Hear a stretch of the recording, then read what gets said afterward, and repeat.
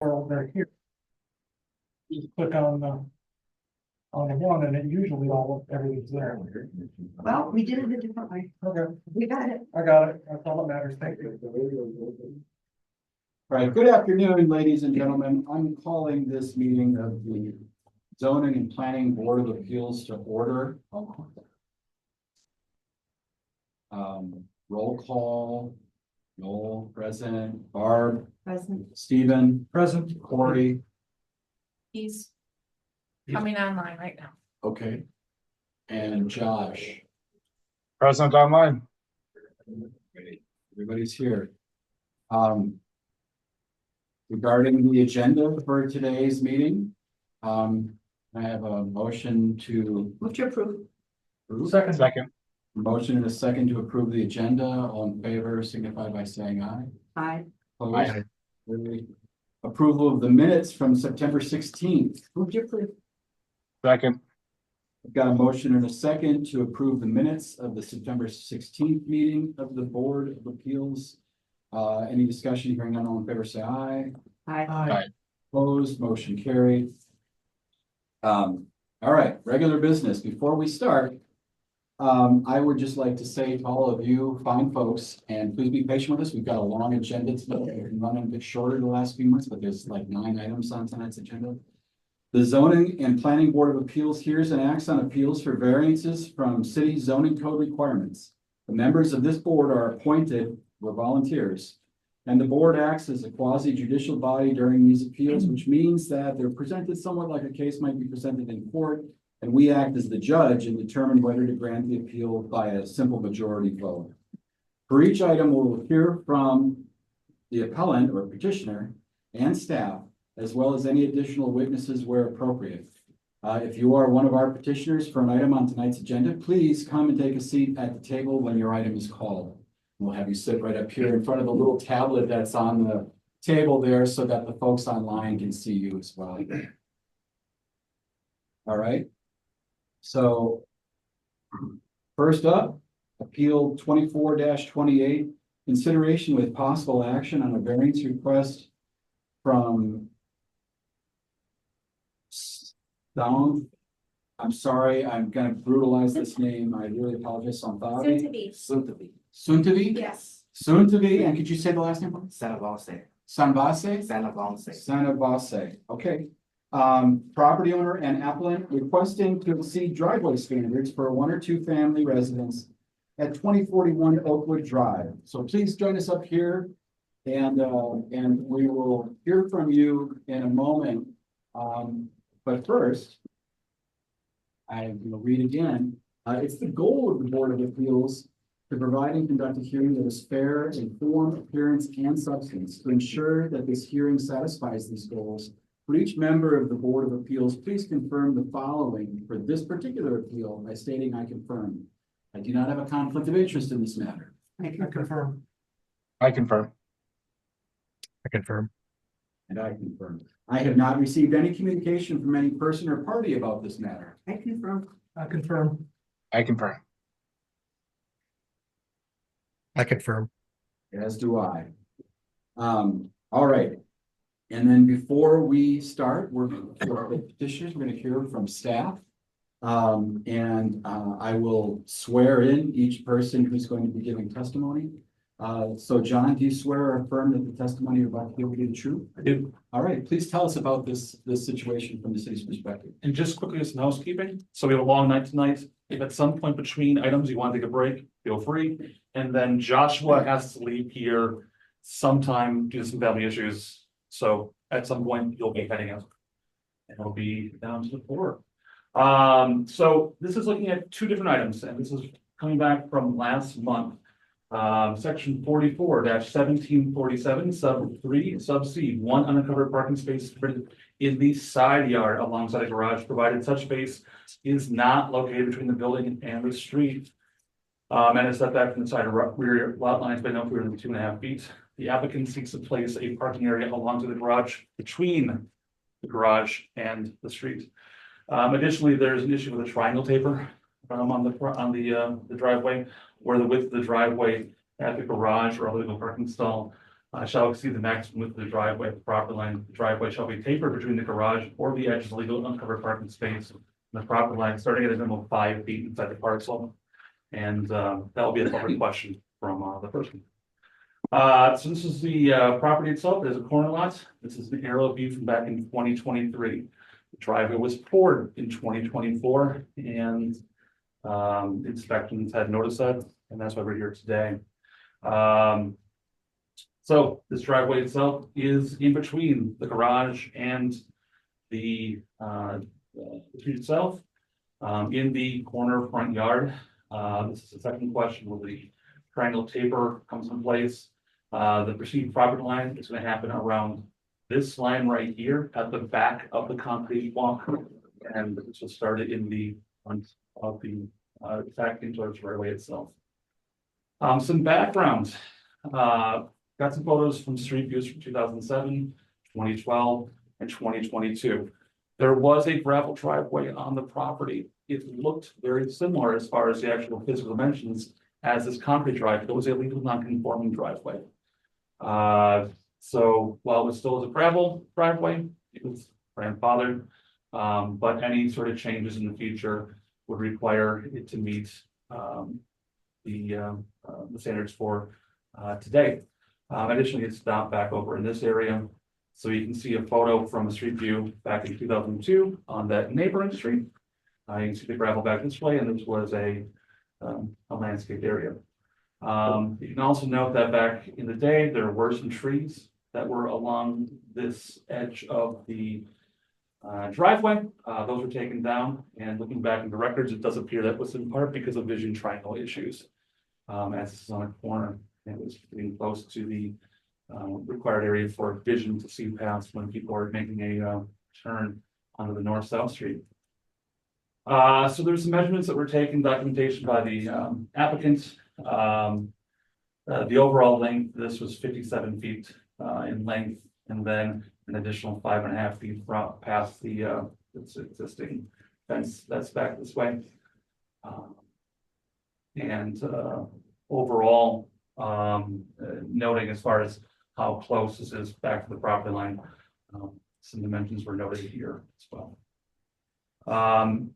If we get into the second question, as far as an issue, the triangle taper, this is about what would be required for a typical legal stone. With this being the right of way, mind you, this is a image taken when this was the gravel driveway in the past. But that taper, you have to be 5 feet from the actual edge of the right of way, and this extends out past that right of way itself. Questions for staff? Thanks, John. Any questions? All right, let's proceed to the petitioners, and I'll ask you both if you would just confirm, do you swear or affirm that the testimony you're about to give will be the truth? Yes. Thank you. Tell us about the situation and why you're requesting this. Well, like you've seen before, the old pictures, they had like gravel and like broken concrete. I want the property to look way better. But I did that. I didn't think it was gonna be a problem. The only way we came about this, because I had a miscommunication with the guy I hired. He was, well, I assumed he was supposed to get the permit. He assumed I was get the permit. So I actually came for a shed permit for the backyard. That's when they noticed this. So that's how it came about the driveway thing. It was a miscommunication, trying to get everything worked out. Got it. Anything to add? No, like you said, we're just trying to make our property look nice. It was broken before and we wanted more of the space, like where the plants were on the side. They were dead and ugly, so we wanted to take those out, you know, just make our house look And you nice. can see though, on some of the pictures, we're not blocking no view. We're not blocking no view. You can see really good. And like on the corner right there, on the left side, there's like a big old tree where you got to go all the way up just to check for cars. On my side, you don't need to, it's pretty open. Questions for our petitioners? No, I had thought, since we had kept this from the last meeting, you were gonna get more precise measurements, Oh, I didn't get that, sorry. okay? But that was pretty close to accurate of what I measured. Okay. Am I misremembering that? I thought that was part of what we were talking about. Was more measurements. No, I'm sorry, I wasn't here, so Because this is the one we pushed off for a month. Yeah, oh, I remember that. I remember the discussion, much. So we had a fairly long discussion about this last time, and there are certain legal, things that we need to fulfill. Do you think of anything that would help us make that decision along the lines of, you know, why this property might be unique, and why you might qualify for an exception? You can see those are the requirements that we have, in order to grant you an exception. Can you think of anything about this property that would, you know, show exceptional circumstances or, you know, hardship? Well, only thing I can say is, this is not a normal block, it's not a 4 square block. Our block got dead ends and stuff like that, so I'm hoping not to do that. And can I ask Attorney something? Are we allowed to recall what we discussed last time, or can I not bring those things up? Well, you can bring up what we discussed last time because you tabled it from last time, so you're basically picking it back up from the table.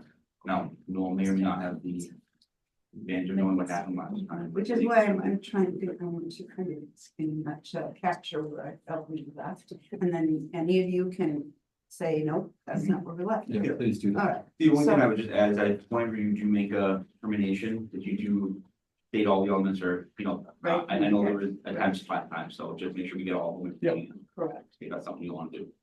As I recall, there was not, that motion finally was made to deny, which it failed. It was the time and that motion failed. There was not an ability at that point to make a motion to approve because we could not come up with all 6 of the conditions or 5 conditions being met. So we had no basis upon which to make it. And yet the feeling of the 2 people, the feeling of this person who did not vote to deny was that perhaps with another set of eyes on this situation, we might be able to get to a different, perhaps, yes. And we could come up with, I think, 4. But it is almost necessary that you play a big role in this tonight. I think you need to ask any questions that you might have, that would probably be important. That's what I'm going to say. Sure, so it's up to me. is what you're Well, saying. I'm telling you, there was a 2-2 vote. Yeah. Yeah, and I think we had all agreed earlier that the triangle had to be fixed. That was just kind of, Is it just the end of the Yes, driveway? that would, it just has to be moved. that would get cut off. Okay. I would Right, but cut that is off. not Yes, the end of it. I mean, that we could agree on. That yes. variance, that But piece, the rest of it, the yes. rest of it, we could not. Yeah. And so the other people are out there. They might want to say something. Yeah, if we're in the discussion phase of this matter, having heard this twice now, my thoughts really haven't changed. You know, the first and most significant aspect in my mind on both of these requests is that there's nothing about the lot in my mind that's exceptional, extraordinary, or that there's unusual circumstances or conditions. As I look at this, I look right across the street. There's another lot with two front yards. The way this ordinance is drafted, there's just nothing exceptional or unusual about this particular lot. I'm also having some other struggles with several other of the conditions. I'm having a difficult time getting there on the preservation of property rights. I don't know that that a variance here is necessary to preserve the same substantial property rights that are possessed by other properties in the same district or vicinity. You know, these folks can still park their cars. I don't think that the additional side yard or side front yard parking space is a property right. There's still ample parking. This isn't a single single stall garage that we're looking for another front yard parking space. There's ample parking. These folks, all due respect to them, can enjoy the same substantial property rights. So for those two reasons and more, I'm really having a hard time getting there. I would move at this time to deny the variance, both variance requests.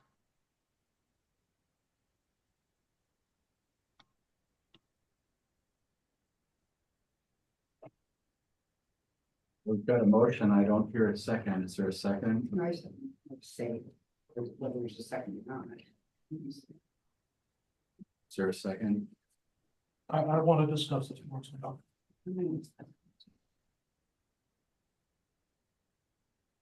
All right, it sounds like your motion's failing for lack of a second.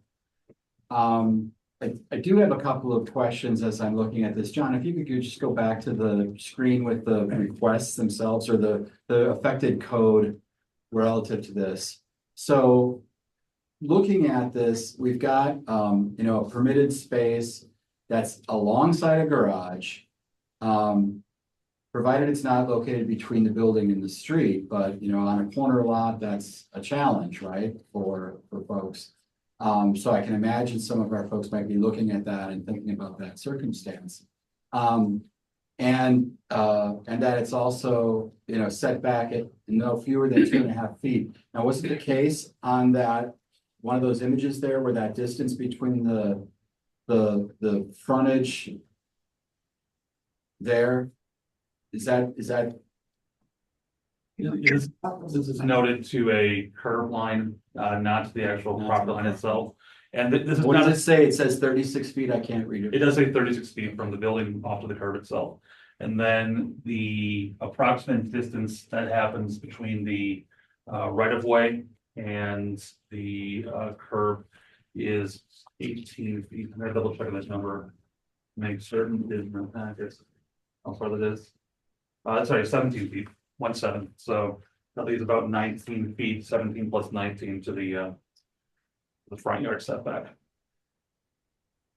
This is a corner front yard. Right. So I'll note that if the garage was flipped, you could still have your typical side loaded or loaded on the side of the garage, presuming you have 2.5 feet of space between your neighbor and side lot line. Yeah, or if there were another house adjacent here to the right. Yeah. And the same configuration of the lot, it should be a different conversation. I could do one before, which is an absence of that. If I could improve the looks of the lot, and like, I didn't see that. You're just replacing gravel that was there prior. Gravel and it was messy, and it looks a lot nicer, it improves the neighborhood. So there's no detriment. And for me, I had a different take on preservation of property rights because this is what almost everyone can have, and I understand it's a corner lot. It's a corner lot with, it's like this big area next to it. It's not like right on top of the corner, so it doesn't visually compare any when anyone's turning. So I felt that to enjoy the same substantial property rights others have, that it would be acceptable. And at the same time, I understand what the ordinance says. The exceptional circumstances are just that if the road splits on either side, there's a house next to it, whatever, there are a lot of reasons why because it's located where it's located. So, I mean, whether applies or not, and preservation of intent, yeah, I'm not sure about that. I think we could get around preservation intent. I can probably talk through that. The problem with me is hardship and exceptional circumstance. This is self-imposed. They can't comply. If they want this. And the real problem I think I have is exceptional circumstances. Josh said last time, and I'm having a hard time getting this out of my head, there's 4 corners on every block. yes. And that means, we don't know what the city council intended with the ordinance. We didn't hear their deliberation when they made it, but I mean, this isn't an unknown situation.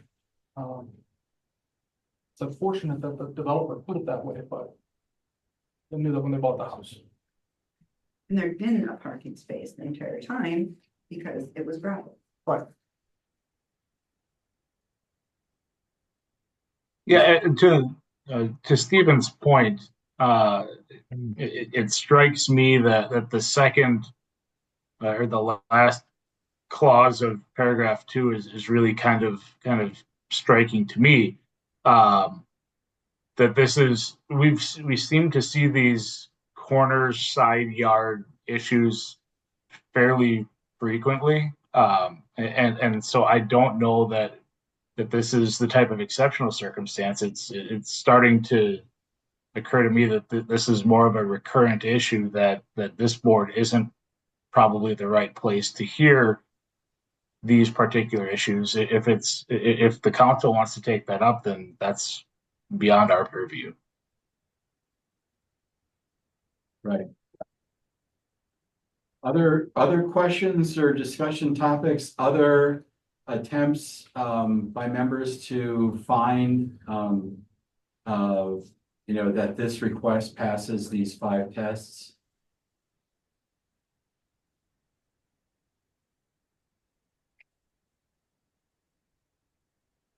I mean, I always kind of go, if it's not just a straight, the angles of the lot aren't 90 degrees, it's an odd lot.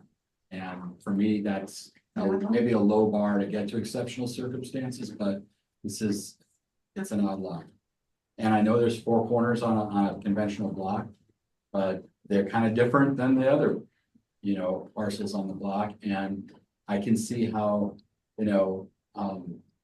the code might not fully address all the nuances that come with corner lot. And maybe there ought to be changes in the zoning code that accommodate that better than there are. But if, in lieu of that or short of that, we have to consider them and whether they're outliers enough to warrant, that notion of being exceptional as we're contemplating the application of the code to that parcel. And for what it's worth, from my perspective, I gave that shape of lot angle issue some consideration. Both last meeting as well as this meeting, and I might be, from my perspective, a bit more persuaded if the angle of the lot was something that was impairing the ability to get this project done. And I haven't heard any evidence presented today that that's the case. The angle doesn't seem to be driving anything here. It's not impacting a setback or anything like that. So that's why that, from my perspective, isn't moving the needle for me.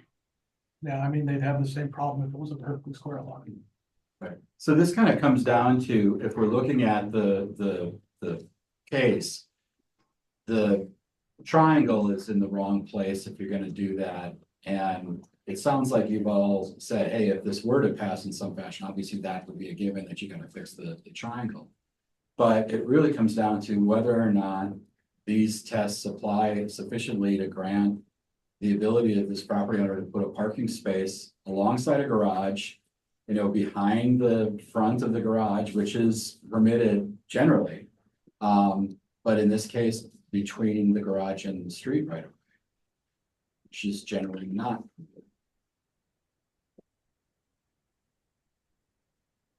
I don't know that there's much more to go than that.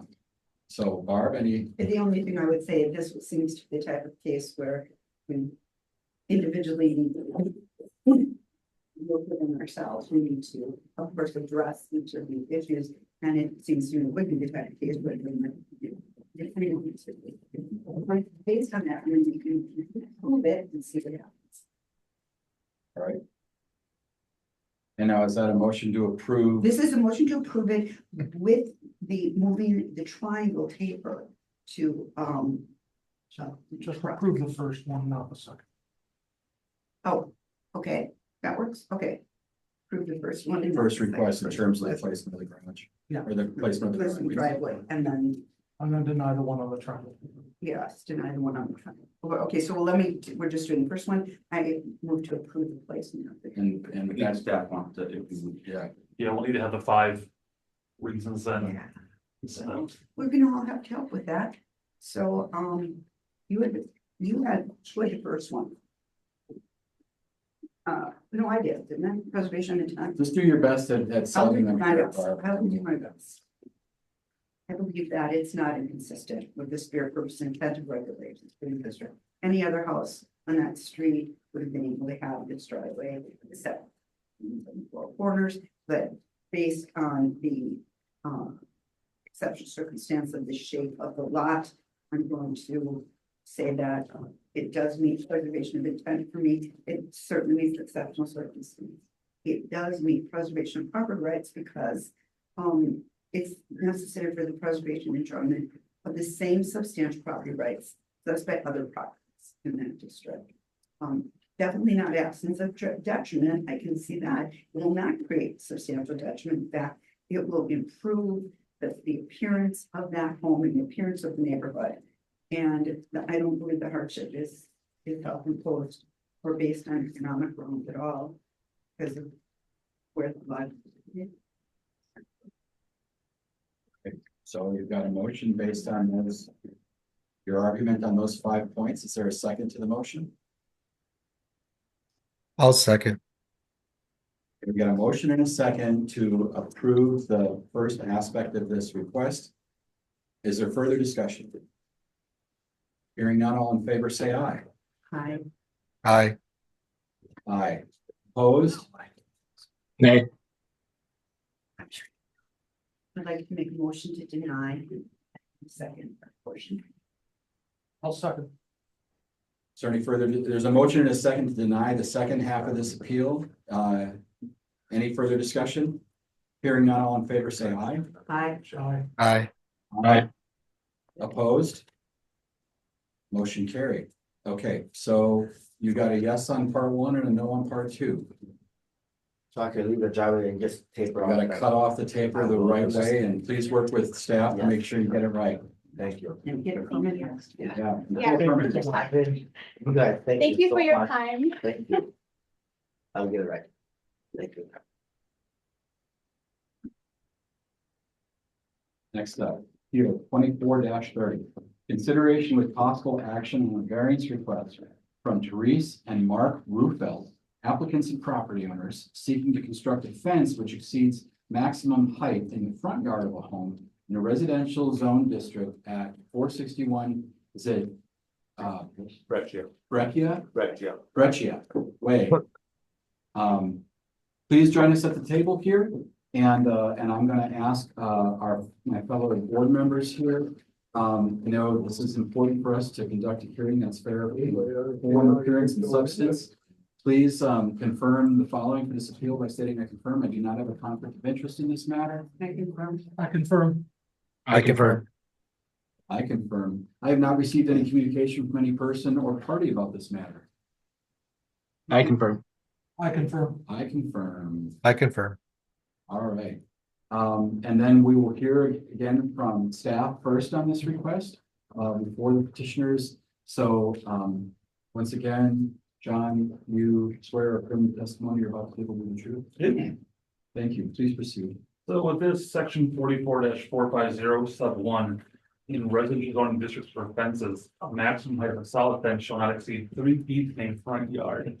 The applicant is seeking to put a solid fence to reach 6 feet in height along the front yard along the eastern side of the property, ending approximately 10 feet from the right of way, the front right of way, near the end of the Breccia Way cul-de-sac. So this is a good representation of what the area is. This is a 2023 aerial.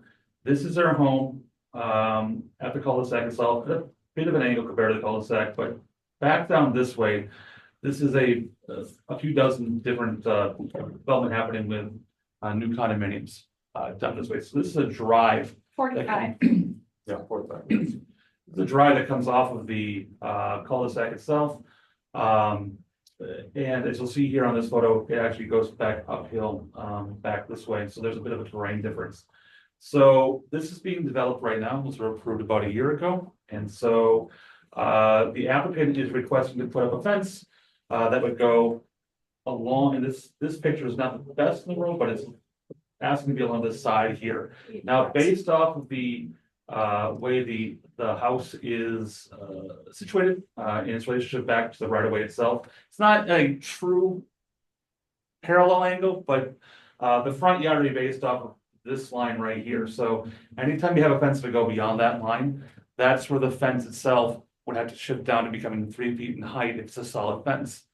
If you're going to 4 or 5 feet, then you could have it be, it has to have the actual level of fencing to where you can see through. It has to get higher for a threshold. So if you put a chain link fence up that was 5 feet tall, because you can mainly see through it, that would be permitted at 5 feet. But they're looking to have that side yard go into the front yards more to act as a screen from the driving, from the folks who are coming down this way on the private drive and up the hill. So they're looking to have that 6 foot tall side yard, keep on extending into the front yard setback itself to approximately 10 feet from the right of way line. And a non-transparent or. Non-transparent solid fence. Yes. It just doesn't. Please, sir, just wait till we swear you in and we're ready for you. Yeah. Yeah, so this would be the side yard right here as you go on into the front. So the front's determined by this plane. That's where your front yard would start. So Where's the fence? the fence would go then along this side here. After the tree. After the tree. And about how far on that picture is that fence extending to? Excuse me, audience, we need you to not talk, sir. So the tree itself, this is about the property line. You can tell going back to that, trip you have here where this line is about the right of way. So if you come to that plane, not quite to that tree, but near it as far as where the fence would go to. So if you're in the cul-de-sac, there's not a fence at you. There's only a fence if you're going down the drive lane off the cul-de-sac. Yeah, so the fence would not be going along if you were. It's not going from the parallel to driveway. No, it's going along. There. The request is to go along this side yard here, but it happens to go beyond the Yeah, front. it's the conventional definition of a side yard, Correct. which is all muddy because it's angled and cockeyed and all these other things, which is why it's at 4 days. Got it. And that's gonna be a permanent road there? This would be a permanent drive entrance Okay. that would lead to that a few dozen condominium developments back down this way. This keeps on going beyond the screen for some more. Those are current pictures. We'll get to you guys in. Okay. Go So ahead. it was a cul-de-sac, but now it's gonna be a through. It still is a cul-de-sac. It is, the public right of way is, It's a it's a private private drive. drive. Private drive. But that private drive will act as a de facto street for dozens and dozens of homes along there, yes. Yeah, Hundreds of trips a day. Okay, Yeah. and that's why we're not talking about the Correct. second front yard. it is not a second front yard. It's none of Because it's that a matter. private driveway. It still is a side yard in that area, yes, it's a driveway, that's private, yes. I think Corey's got a question. Corey, go ahead.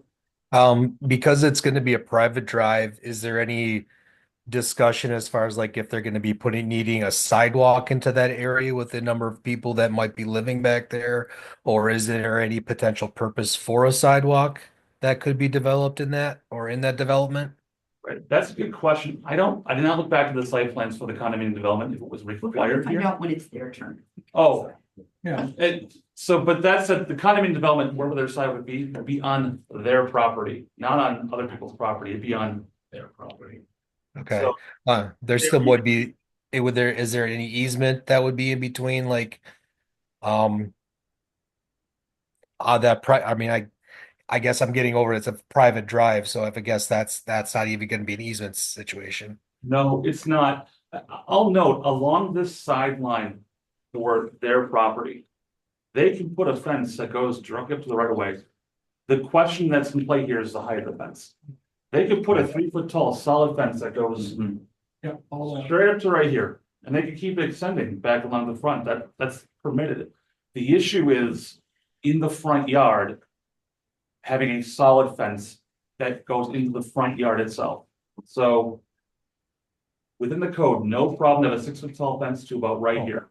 That's the plane of where the front yard is. The question that comes into play is here, having the additional 3 feet of solid fence in the front yard.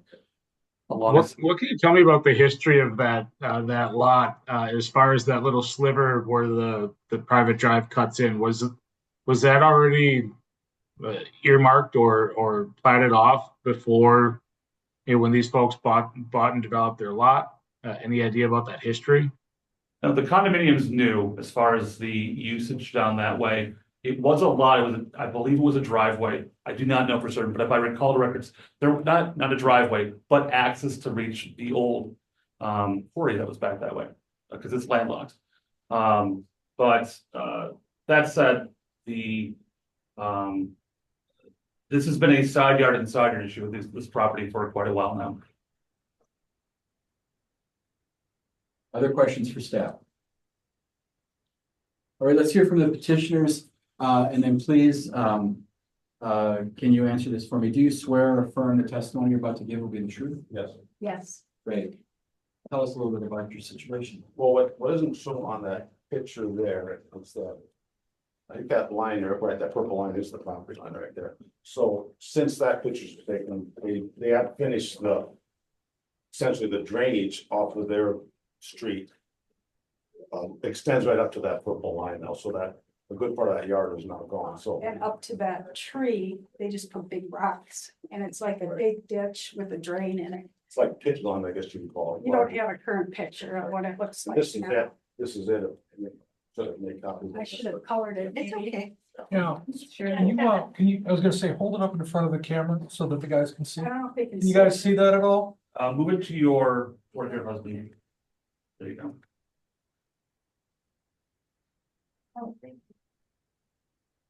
I can't see it well, but I understand what you're describing. That's what they did with that. So They it's- put a bunch of rocks in Yeah, there. essentially, it's a big rock ditch now to allow the water to run off. So that rock ditch comes up to our property line. The lot of the holding for the fence would be, just off of that rock ditch there. And then back Did I see that other one? That one? Yeah. to the fence height to Oh, the no, fence there- does have a lattice on the top foot. So it's a 6-foot fence, 5 of which is solid, and there's a Oh, decorative lattice on the top foot. PVC vinyl fence. Yes, Right, yeah. Yeah, it's fine. The elevation is a little hard to see on those pictures, but the original, back to the original land before the development and the road came in was probably 4 to 5 feet lower than the road. Because when we site planned our house, and more importantly, the elevation, we went up 2 extra feet just to make sure we didn't have any drainage problems. Because the land where the road is now was probably 4 or 5, maybe 6 feet lower than that where the road is now. So, but it's a little more startling when you're living there watching it happen, but all of a sudden now, instead of looking down into a It's lower hard area. to see the elevation Yeah. from the pictures. So, and I measured on that one tree, not the tree, you can see there's another one right behind it. I measured up what would a 4-foot fence do, what would a 5-foot fence do? And a 5-foot fence is above level of the curve of the road. So any kind of blockage in terms of headlights or just privacy. When you can't do that anyway. Right, a 5-foot fence wouldn't block it, would block the ditch, I guess. Yeah, where you can see a stack of pipes there that are below the road level. Right. Yeah. Yeah. And it's not an insubstantial stack of things there, so. So, And just to show you my motion camera for one day, No, my you're my not, ring doorbell. not showing us anything right now. yeah, That's my ring doorbell. It goes off all day long. Don't see it. yeah, There's gonna be construction trucks going for 45 units. They have 1 unit being built right now. It's all day long.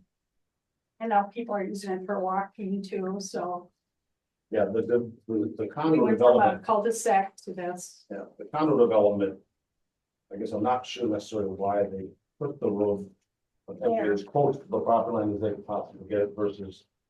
Running it off to, I guess it'd be the east a little bit. And just, turning the road up the hill versus. Literally pushing it as far to our yard as they could get. And still allow for a ditch, they had to do that, but. So now the road runs spread all the way along the east property line. And then The issue that we haven't got a resolution on is that coming off of that hill at the bottom of the picture where the traffic comes now, that elevation is even higher yet, and all those lights come right into our great room, traffic light windows, kitchen. So any night traffic coming out of the development, it's shining right in the house too, so. The fence won't fix that. You know, And if you go solid all the way up to 6 feet. They won't fix it. no, we would We'd have to look put at a doing a berm with some berm. trees. We talked to a city guy that was out there. Nothing we can do about that. Right. Yeah, we talked to the city guy about a berm. That's why we're stopping the fence for it, is because we, at some point, On the other with the side. developer, because he's gonna work with us. They're not gonna develop that lot right away, the closest lot, so they may work with us on a berm and with a fence, proposed fence is ending. Is about where the berm wouldn't make sense to start, so it would just taper up to the hill that's already there. And then possibly we could push some shrubbery, that probably 6-foot shrubbery or something that could then maybe block the headlights, so that's another problem that we got down the road. But Hey, Corey, I want to make sure we're getting to your question too. And if you're raising your hand and I'm not seeing you, feel free to just jump in when you detect somebody taking a breath. Yeah, it's hard for me to sometimes determine that, but yeah, no problem. That was my question was, what was the main purpose of having the higher fence in that part of the yard? I mean, understanding now that there's that elevation issue, which makes it more of a unique property design as far as like to limit the headlights as well as the walking traffic. And if you need to, you can actually adjust your ring parameters to avoid having all those it's those tricks too. So that's another thing there, but that helped me understand what your why you needed to have the higher fence. But I mean, that picture there shows the porch elevation, even that's a little deceiving, but. Yeah. The road and the curb is higher than the porch. Even though the yard tapers down and the ditch is even lower yet. It comes up steep from the bottom of the ditch, Mhm. out of the ditch to the road, there's a very steep, almost hard to walk up actually, so. When you're sitting on the porch, you can tell the difference, when you're looking up to the road, cars are coming by, or they're looking down at us, so. Great, thank you. Any other questions for our petitioners or staff? All right, let's deliberate. I'm gonna move to approve it. Well, we gotta talk about the conditions. Conditions. I say I can take a run at the conditions as well if you want. Go. Okay, all right, so looking at the conditions of preservation of intent. I think this qualifies for preservation intent, the spirit and purpose of the law. Is not designed for this particular property. Exceptional circumstances. Well, all you gotta do is look at the lot and what's going on there. I mean, that is truly different. That was not what the city had in mind when they made the ordinances. I think that this is, this is not something that I think other people would have a problem with, so therefore you qualify for exceptional circumstances. Preservation of property rights, I also think that comes into play here, simply because of the added, living conditions. Change there. This is a way to help mitigate that, still allow the developer, and then that moves us into, the preservation of property rights. It allows the developer, and you to both have your property rights and not, and come out of it on the other side. I don't see any particular detriment to that. It looks to me like that fence is not gonna block the vision of anybody coming out. And frankly, the only people coming out from that side would be you. Right. So, and, We they're gonna want have the a, fence, yeah, we want the fence to be off the road so that we're backing out or they're coming down. Yeah, We can yeah. see each other. yeah, So we stop I don't see a problem with that there. And then, I don't see any of this was, I don't see that any of this was, predictable by you. I don't think this was something that you could have known about beforehand. Or planned for, this isn't like you need an extra parking spot because you had kids and didn't plan for it. This is, Right. so that's, those are my, take on the 5 conditions. If a motion has been made, I will second it. If the motion has not been made by anyone, I will make that motion to approve. For all the reasons just artfully set forth by Stephen. I'll second that. All right, we've got a motion and a second to approve the request as presented. Any further discussion? I'd just like to note, I think this is the most triangular parcel I've ever had in the time on Board of Appeals. And I think one of the things for me, in addition to the letter of these tests, is that I can see myself standing anywhere in your frontage on the cul-de-sac. And I don't actually see fence, I just see edge of fence, right? The understanding that this is not like my house that might be square to a street, having a fence between the face of the house and the street. This is really about a fence between your house and an adjacent driveway.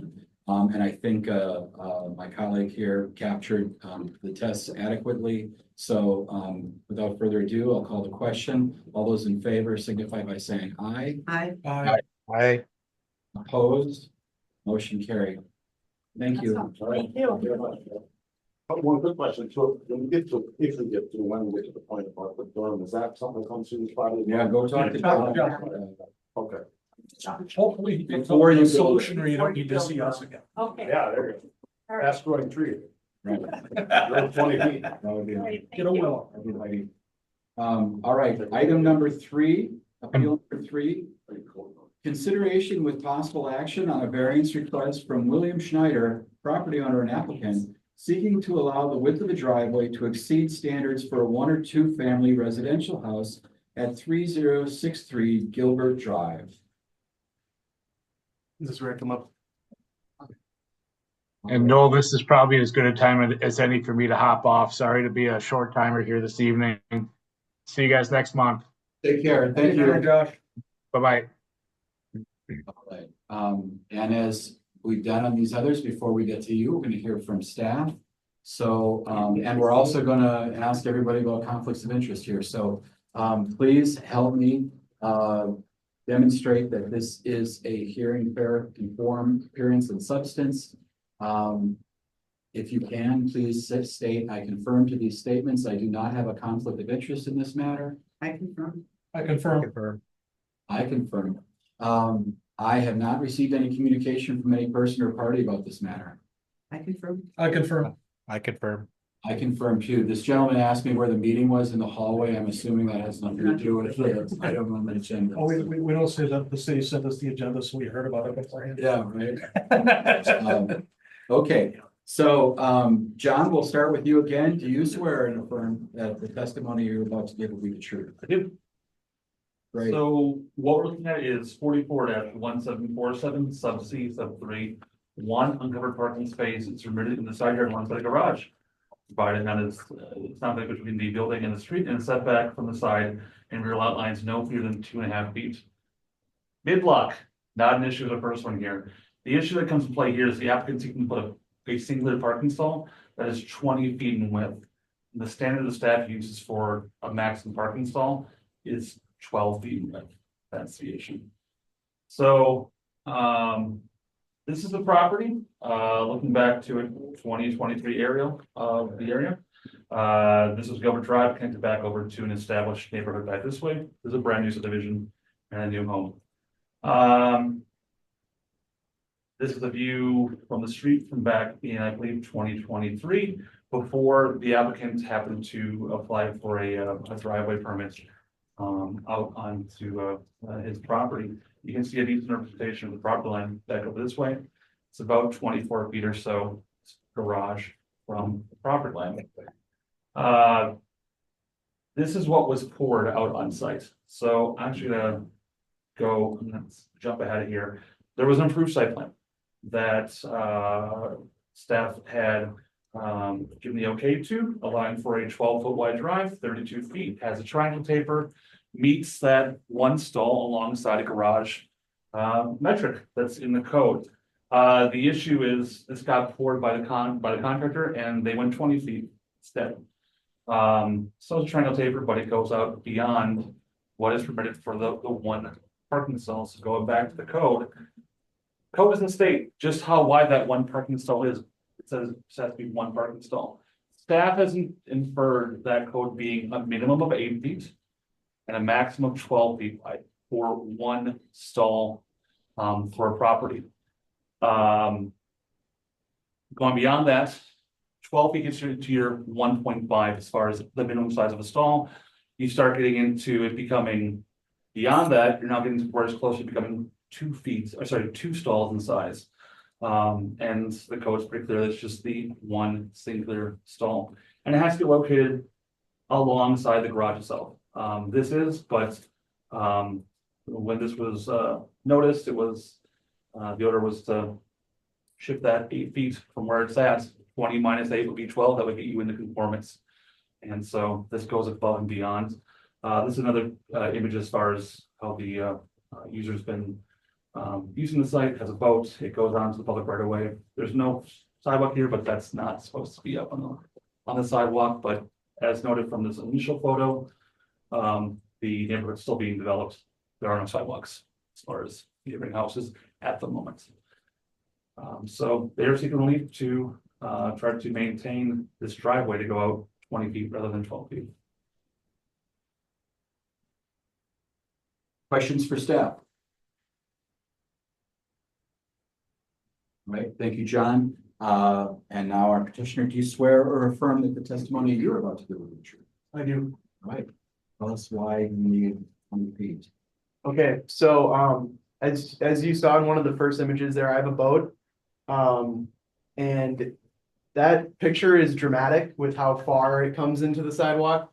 When I put it up as close as I possibly can up against my garage, just the tip of that metal piece, about where that piece of duct tape is and those cords, that's about the part that goes in towards the sidewalk. And I figured that I would pour that concrete slab so that I could park my boat alongside my house and not in front of my garage and have any chance of anyone walking up and down the sideline or sidewalks at any point. I mean, now there's no sidewalk or houses next to me yet, but at some point there will be. Right.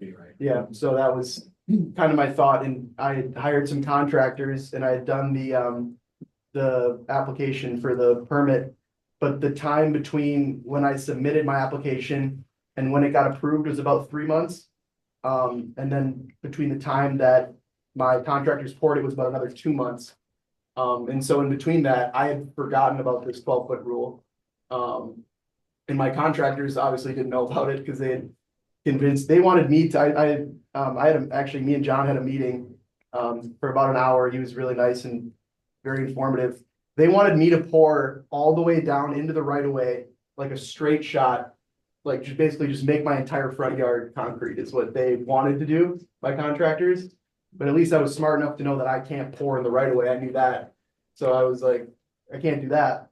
But it's more of with the angle. It's not my boat that's more than that needs the 20 feet. It's about the angle of backing my boat in with my truck to get it in that parking spot.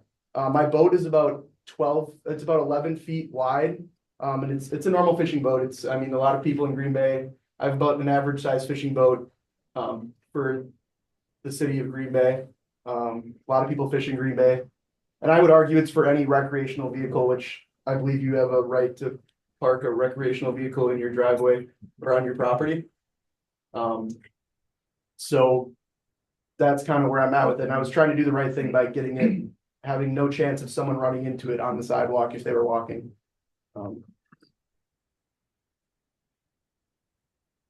And that's kind of, if you guys have questions for me, Questions? I'm open. Petitioner? So you went through all the work of getting it approved at 12 feet, Correct, and you got documentation showing it was 12 feet. correct, Then you had it poured at 20.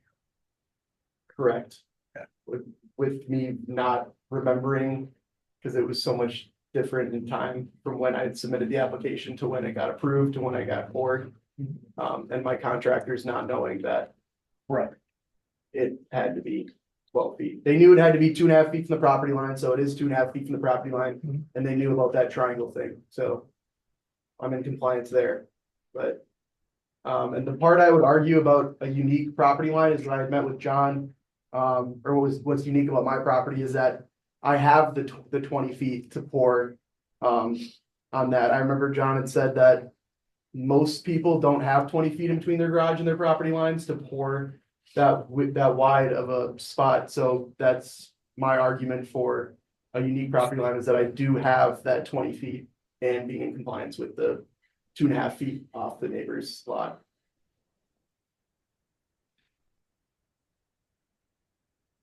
I'd like to put us into closed session. Okay. I don't know exactly how to do that. Can you help me? Do I just need to say I move, we go into closed session? Yeah. I can move it and then I'll read the. Okay. We have the language in it. Okay, great. Did you do that? You can read the words. I mean, I go. The board, We're all gonna I go. move that Okay. we're in closed session and I'm reading the words before we do that. The board may convene in closed session pursuant to section 9.851 Wisconsin statutes for the purpose of deliberating concerning a case which was the subject of any judicial or quasi judicial trial or hearing before that governmental body. The board will thereafter reconvene in open session pursuant to section 19.85 sub 2 Wisconsin statutes to take action on items discussed in closed session if appropriate and to consider the remainder of the agenda. Is there a second? So is there a second to that motion? I'll second that. All those in favor say aye. Aye. Aye. Opposed, motion carried. So, folks, if you could just excuse us for a couple minutes. It's really gonna be fast, I'm sure, but just please wait out in the hall for us. I move that we return to open session. I second. We've got a motion, and a second to return to open session. Any discussion? Hearing none, all in favor? You don't, it's not. No. All in favor, say aye. Aye. Opposed, motion carried. Okay, all right, we're back in regular session. John, I just want to ask one question specifically. I think I know the answer, but I want to hear it from you. So when this document that's on the screen right now, this is what staff gave to the petitioner in terms of the plan here. Yeah. And so the 12-foot was delineated on that was the width of what you were permitting or approving. Yes. Okay. All right, any other questions for the petitioner or staff? All right, so let's deliberate. Go ahead. Go ahead, Bar. An ADA parking space can go to 15. Over 12 is normally the most that we would approve. In this case, it's already poured and ADA compliance might be important, yes. Just curious for that 15 number. Normally you can go 13. So what we're looking at our typical code. Not 50. I'll note this, if folks come in for a parking stall, this happens quite frequently, where they have a typical 8 to 9 foot parking stall. Okay. And that parking stall next to it can be completely crosshatched. And that could be another 8 to 9 foot stall. You could have an 18-foot wide ADA parking stall. That could happen. It could be shared with another handicap stall to where they're both utilizing that space in between. Generally speaking, when it comes to an ADA stall, it's as far as what is on their specs, it's 8 feet wide by 5, then as far as the parking stall, and 5 feet for that buffer area, equaling 13 feet. 2.5 on each But side. you can go, no, No, the 5 foot for somebody who's say they're leaving the vehicle, the space to get out, that 5 feet that's then right. alongside of them. Yeah, yeah, so that's where 13 would come to play for but that said, Barb. Yeah. You can go beyond that. That's, the code doesn't get in we don't say it has to be 13 feet. You can Okay. ask for a larger stall and we're content with that typically. But those are in commercial settings or non 1 and 2 family settings. I was gonna try. I'm sure I'm going to. That's fine. Keep letting me try. You want? I appreciate it completely. Right. You guys can vote on this, all right. Preservation of income. I would not, I am not going to move to approve the variance as requested. I cannot go that far. But I will make a case that, the applicant did everything correctly. And then there's a mistake at the end. An ADA stall might be 13 feet wide and perhaps even though that might come into play, but to have that larger, wider stall right there, I think would not be consistent with the spirit, purpose and intent of the regulations for that district. Are there exceptional circumstances?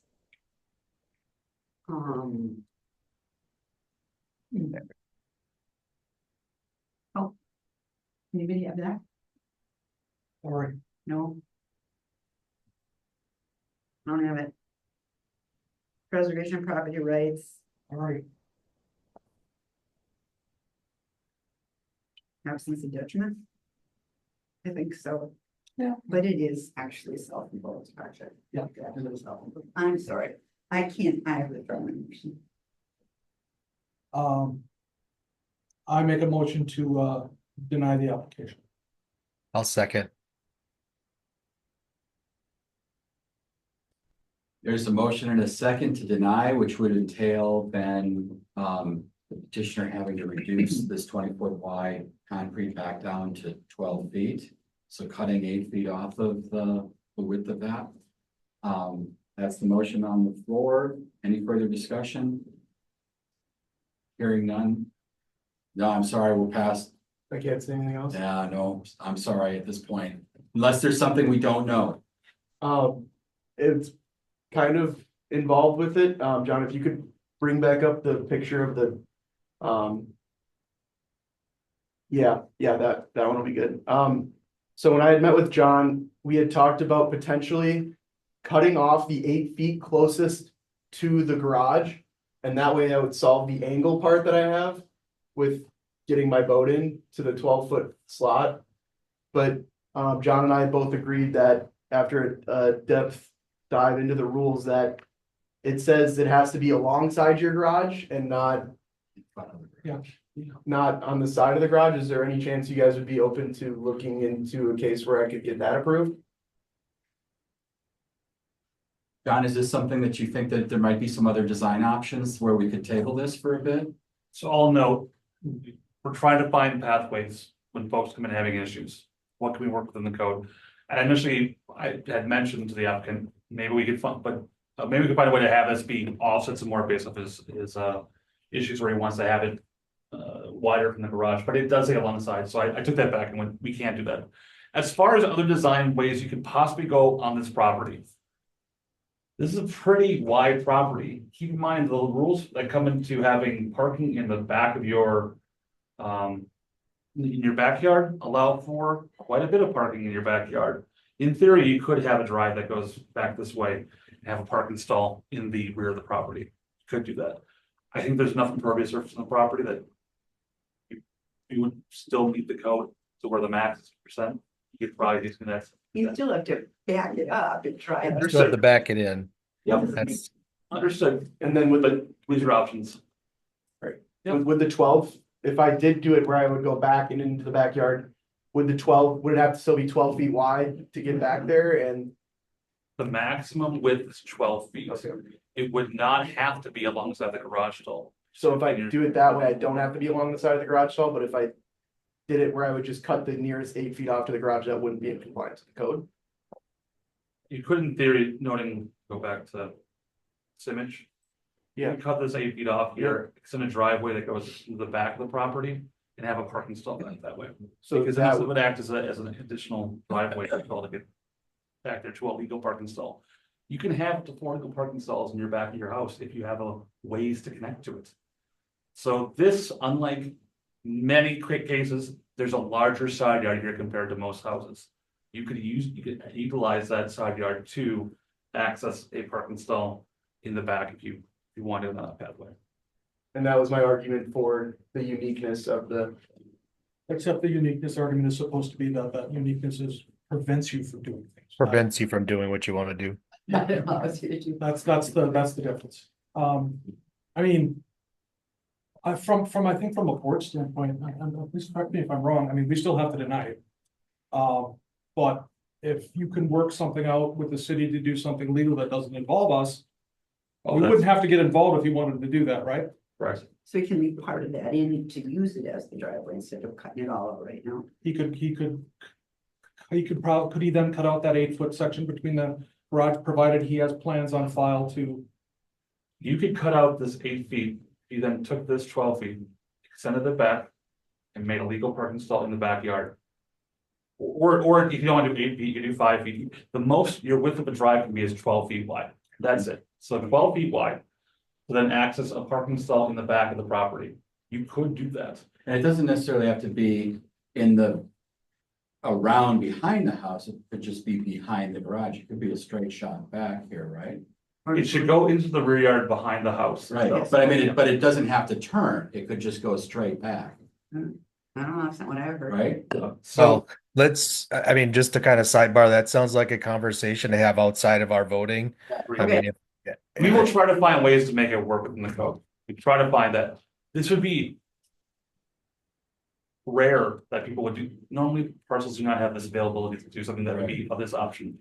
We would work with the property owner to try to find ways to make it work within the code and now bring it back to you. All right, let's go back, let's return to the question on the table, because I think we've got a motion and a second to deny. Is there any further discussion? Hearing none, all in favor of the motion to deny, say aye. Hi, I, Motion carried. So please work with John and see if you can find a way to put that on your head. Thank you. get there. Draft. Item 4, consideration with possible action on a variance request from John Kraft, property owner and applicant, to exceed driveway width standards in the front yard of a 1 or 2 family residence at 1731 East Shore Circle. No, can I just make a quick correction? 1751. It was noted as 17. I have that in the packet there. It was later than changed. Everybody was notified previously. It was 1751, which is subscribers there putting that into this. okay. Right? Probably no impact on notifications. The notifications of the people who were needed to be for 1751. All right. You know, it's our goal to provide it and conduct a hearing to spare informed appearance and substance. So please help me out by stating, if you can, I confirm, I do not have a conflict of interest in this matter. Confirm. I confirm. I confirm. I confirm. I have not received any communication from any person or party about this matter. I confirm. I confirm. I confirm. John, please tell us about this place after you swear or affirm that the testimony you're about to give will be the truth. I do. So what's at stake here is section 44-1746 sub 3 sub E side loaded driveway. The maximum width of driveway leading to a side loaded garage shall not exceed 12 feet in width for the area directly leading to the garage, where it can increase into the width of the garage. So the applicant seeking to make this driveway width beyond 12 feet, leading to a width of approximately 40 feet in length south of the plane of the garage, and tapering back to a driveway. This driveway meanders through the property. It's not a straight line that gets to the garage. We're gonna see that in the photos here coming up. So this is the parcel back in 2023, and the applicant has made a home on the property since then. And so you can see what's the width and what it's like in relation to other homes nearby, the depth of the lot. This is what the home looks like now. So this is the garage. It is a side of the garage. This is a driveway, 12 feet in width. And as you get up towards this way, this is the plane of the garage. You'd be coming in from west to east to go into the garage itself. These are some additional photos of what this looks like. So 12 foot wide for the drive. And you can see here, it expands back out as you get towards the side of the garage itself. This is a view from the garage looking back out south towards East Shore Circle. And you'll note there's a bit of a curve, but as you'll see here in this photo, this is what the approved plans were. So a 12 foot wide driveway, and it was noted it has to be a radius curve coming into this side of the garage. So it's siloed. The garage is not up this way. The garage is over here. You have a siloed garage. Oh, a what garage? A side loaded garage, not a front facing towards the road, but a side loaded. Your driveway itself, as far as where the stalls can be, the width is based off where your front garage is, right? We have this question that comes up quite a bit. You have a garage stall plus 2 feet on both sides. And typically that's angled 90 degrees different than this. So you could have, in theory, garage stalls to go back here. If this was a wider lot, keep on going back up until the side yard lot line of this house. Back that way, because your garage is facing in that direction, east-west. So what's happened is, the 12-foot driveway goes this way. On the approved plans, there's a radius. It's not stated how much it is, but it's a radius that would then lead into the garage. What's happened is that radius does not keep on going, and there's a space and park a car in the front yard of this property. And you're seeing that here with this vehicle parked in front of the plane of the garage. So that leads to it becoming a de facto front yard parking spot, which isn't allowed by code. Side of the garage, or garages has the, take this to a photo here. You follow your garage, your driveway, it curves back this way, and then up. This area right here, or as noted in this area here, is not permitted to have concrete parking stalls. Is it there already? It's there already, yes. Oh. Yes. So, and as you can see in the plan, the blue is what I added on here. It's approximately 35 feet or so from the garage where this comes down. Didn't ask for a survey to come out to go show, hey, what's the exact dimensions of it? You can tell from this photo, there's a car parked in that area, okay? As staff, we do not get into asking for an exact radius of a curve because we want to give folks leeway as to how they'd approach that. But it's still supposed to be a curve, and you can tell from this imagery, there's a scribbled line. Nope, it had to come back around this way to create a curve or radius so that your front loading would only happen where it's a front of a garage. On that east-west, it wouldn't come off back on this way. So what's at play here is that there's enough space here to allow for a parking stall in the front. Now, with all that said, we did receive correspondence from neighbors. So I want to read it off right now. Dated 18 October 2024, Deer Zoning and Planning Board. We, Seth Comer and Leanne Seidel Comer, own the property adjacent at 1737 East Shore Circle. The property seeking the variance, looking to exceed the driveway width standards in the front of a 1 or 2 family residence. This does not impact our property right usage, views, or rights, and as such, we have no concern or objections to this variance in our agreement with moving this motion forward as an impacted property owner. So there is that. But what's in play is essentially what this area here means on the property. Corey, go ahead.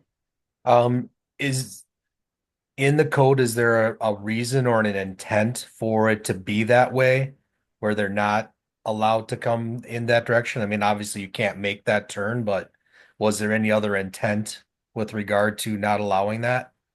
So the code gets into the specifics as far as saying a driveway shall not exceed 12 feet in width.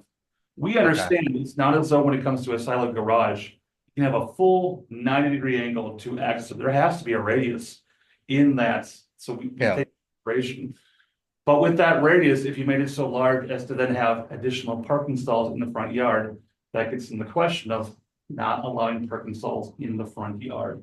And so while we don't have a specific, say, survey, and this was inspected, it was noticed there's enough parking to place a vehicle in that spot. And thus that triggers the front yard issues. Yeah, just. So we don't. Sorry, I'm sorry. Go ahead, Corey. So there's enough space there. So using the standards of the parking stall from the last one, where it's 8 to 12 feet by what's the depth then? Like how, if we use that as a standard of a parking stall. Yeah, so this is where it's approximately 35 feet or so from the edge of the garage back down to where you get to the driveway being 12 feet in width. It's just somewhere in there it's gonna get wider and wider and wider and wider because it doesn't follow along that 12 feet then. So you're adding that, let's call it a triangle of space then, between where you have a typical radius to enter. Yep. For a turn and additional space in the front yard. So that area in the middle there where the cursor is, that would account for what would be considered a parking stall based on the parameters of at least 12 feet wide by say 20 feet deep. By the parameters of being 8 feet wide by 18 feet deep. Yeah. Okay. All right. Yes, there'd be ample. On the other side, would that be a front parking spot? So. In this situation, this is where, so you're defining where your driveway is, right? 12 feet maximum. So I guess in theory, you could say, I'm gonna drive through this and then do a very sharp curve to get into the parking lot, or do say a wide turn and back on in. And then, yeah, that acts as a parking spot. It's because the driveway itself is wider than 12 feet wide. And then still has the room to have a parking spot in it. So the code, and as staff, we do not want to get in the weeds as far as saying the radius must be this. We try to give leeway, but we also recognize that when it gets to a certain size, you do have room that creates a front yard parking stall. It just seems odd that this would even be come up. But it's because the car happened to be parked there. Right, I'll grant, like, if, for instance, if this was if the garage was right here. Okay, No problem. and this was the front of house, this wouldn't be, it wouldn't be, you now have, you now have stalls leading to a garage. It wouldn't be a front facing issue, It's a side. but because it's side loaded. That's where the maximum of the driveway is 12 feet until you reach the point. Where you're in front of a garage stall and you can be as wide as the garage stalls, and those are your legal parking stalls. Other questions for staff? All right, let's hear from the petitioner. Sir, do you swear or affirm that the testimony you're about to give will be true? Yes, Okay, go ahead. hope you don't mind, I prepared something. Please. It's great, so I'm gonna read through this. Our lot is unique. It's just over an acre in size. It's very deep, as you can see from the road. It's not a typical Green Bay city lot, where you have 30, 40 feet of driveway leading to the house. We're approximately 240 feet from the road to the front door. And as you can see, there is a significant curve in there. There's large trees on the west side of the driveway that are fairly close to the driveway. Because of the required elevation of the driveway, the lawn on the side of the driveway, it's a fairly steep pitch. I don't know if you can tell from the pictures, but there is a pitch there. And because of the size of the lot being over an acre, and we didn't know this when we purchased the lot, and it was an additional expense, but shame on us for not knowing, but we had to do a stormwater management plan in order to get an occupancy permit. In this plan, it required, it included required elevations throughout the lot itself. So we'd have some areas that, swells where the water could run to the desired location. The driveway as it is today, the way it was poured, that's, that was included in the stormwater management plan, and now the calculations that the engineering firm had to do. After the work was done, the engineering firm had to come back, resurvey it, certify it, that the project was done correctly, according to the plan. And then we had to have that plan notarized, and we sent it back to the city, in which the city itself approved it and signed off on it.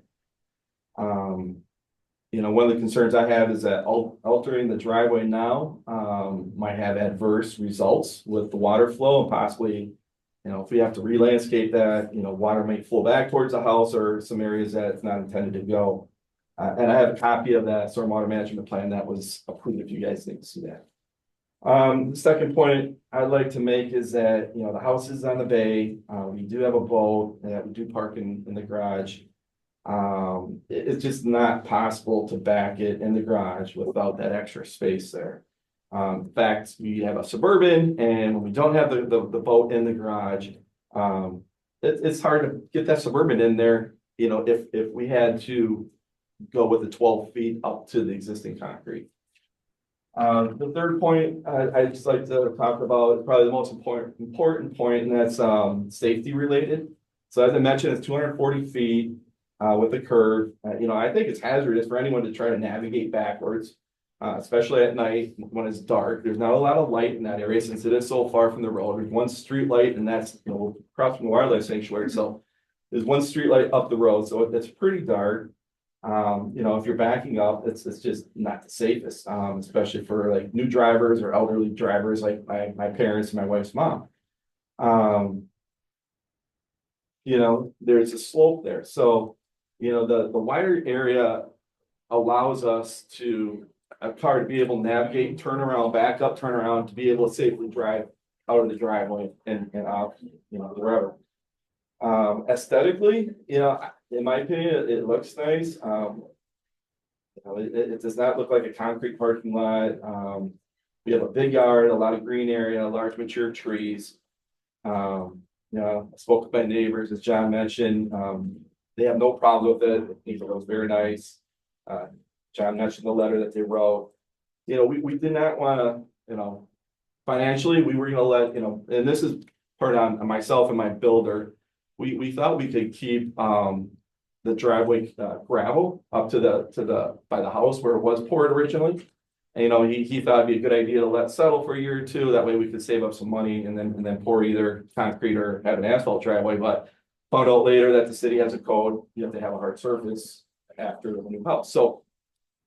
Again, we weren't planning on it, and I guess that's our bad, but, you know, we had to take out a loan to pay for the concrete. We also found out there's no sidewalk in the subdivision right now, it's an older neighborhood. So we had to pour a concrete sidewalk.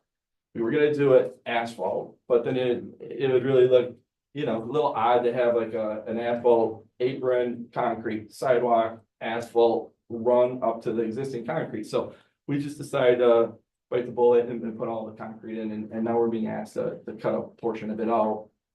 You know, after all the money we spent putting it in to make it look nice. You know, we thought we took all the, we did all the right things, we took out the permits, we followed the rules during the construction process. It was my understanding that the driveway needed to be 12 feet long, and that's what we did for the majority of the run until you approach the existing concrete. And you know, from safety reason, that's why we lengthened it out. I did come in with a site plan, and talk to one of the inspectors. You know, we talked about it. He said he would have an answer for me shortly. And then I didn't get anything. I'm not saying he didn't send it. I gave him my work email. It might have gone to my spam account. I never saw it. The contractor had an opportunity to get me in. We poured it, and it was after the fact that we found out that I poured it too wide at the front. I still would have came in to apply for a variance, but we wouldn't have poured it. And now it's poured, and we're sitting with this problem. Okay.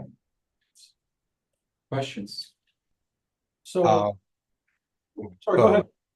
I was gonna say, what's the elevation drop from the top of the driveway to that lower section? Like, how much did that have to be built up for the stormwater plan?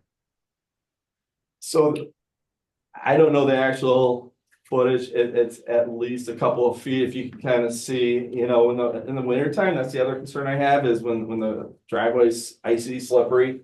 If someone, you know, backing up goes off of that, they're gonna keep going until it's flat or they hit a snow bank or whatever. So, you know, how do you get somebody out of that, you know, to have them towed out or whatever? You know, that was also a concern. And that wider area does allow us to, you know, back up, turn around. The intent was not to park a car there. I mean, my wife and I, we have, a youngest son's gonna be out of the house, you know, even there, we have a 3-stall garage where we can fit all 3 cars in there. So we do have the boat that we parked there, so there might be a car in the driveway at times, but it's actually up further if we do ever park a car there, but that's not the intent, that's not why we did it, it was more of a safety thing. And, you know, the stormwater management plan, when we had to submit that and it was approved, we thought that was, you know, it was all approved. I mean, where was the question? You know, that was something that the city already approved, and so. So this is the approval document where this was approved with that plan. This is the driveway. Right. So if we're going, I'll note there are times when stormwater approval plans, that's the Department of Public Works can have the lens of, these are stormwater plans, looking at those issues. I will pop up here what I am under the understanding that this would be the approved stormwater plans when looking through our files, here. So. Sure. Okay, so this is the stormwater plan. Same thing, no radius, it's known here, it's not stated out loud. But not seeing That's that different than what's built. Why is it different than it was built? So this was the original stormwater plan that was submitted to the city. It's not the final stormwater plan that was approved by the city. Okay. Okay. So Does that one show a different radius than this one? they never did so it was.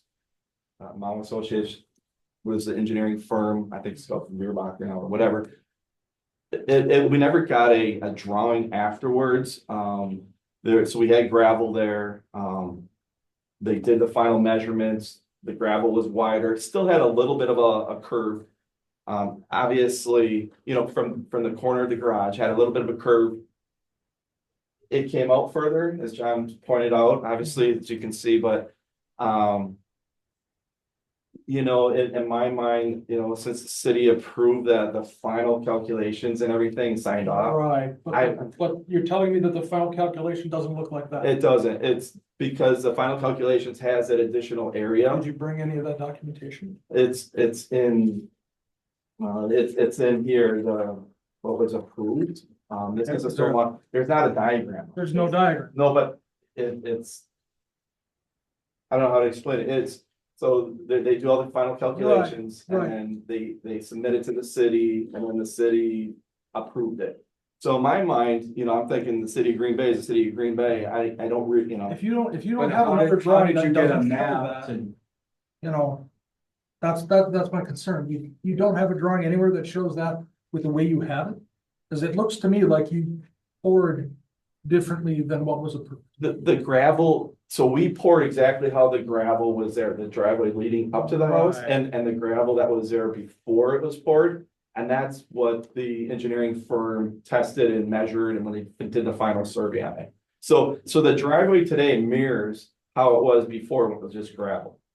We didn't alter But anything, it doesn't mirror what was put on the plans. but it changed and then the city approved the changes. The city approved the changes for wastewater. See, this is the thing I don't understand. How do you know that the city approved it that way when you don't have a drawing? All the drawings you have show it Yeah, I guess. differently. You poured over a spot where you shouldn't have poured, and that's my concern. So my thinking was that the city approved the stormwater management plan and in addition to these other factors of, being able to get out of the driveway. But I mean, that was your choice to have a side loaded garage. It was, You built the house yourself, you designed the house yourself, or picked a design. That's all self-inflicted. if I may, we put the side, we ideally would want a third stall, Right, to pull right in. right. Because of the width restrictions. Mhm. We didn't want to build, obviously you have your side yard setbacks. We didn't want to put our garage on top of the neighbors. The neighbors, because of when their homes are built, they're 3 feet off the lot line, so it's tight. We put the side loading garage in there, to help, Yeah, right, and that's all great. I think that was a good design decision for what it's worth. But I think to echo Stephen's point, we've seen two drawings, one submitted for the stormwater management plan and one actually approved for the construction of the driveway that both show fundamentally different configuration of the driveway than you built. And unless I was able to hear from somebody like your engineer who said, yeah, no, between us and the city folks, everybody understood that what we actually ended up pouring was what was being approved. I'm gonna have a tough time getting to see that the case you're trying to make is solid. And so that's where I'm at. Let me ask you a question. If we tabled this and gave you another month, can you bring me back a drawing that shows this? Can you come up with some kind of? I'm gonna be honest with you, it costs thousands of dollars to get this engineering firm involved. And You know, and we weren't gonna put the driveway in again, that's on me. I didn't realize the code to have to put down the hard surface. We put it down, I mean, we took out a loan and we poured the driveway, in order to do that. We, when I thought the 12 feet, you know, it is 12 feet. And I've seen other, and I'm not saying this, but I've seen other homes wider than 12 feet, newer I know. constructions.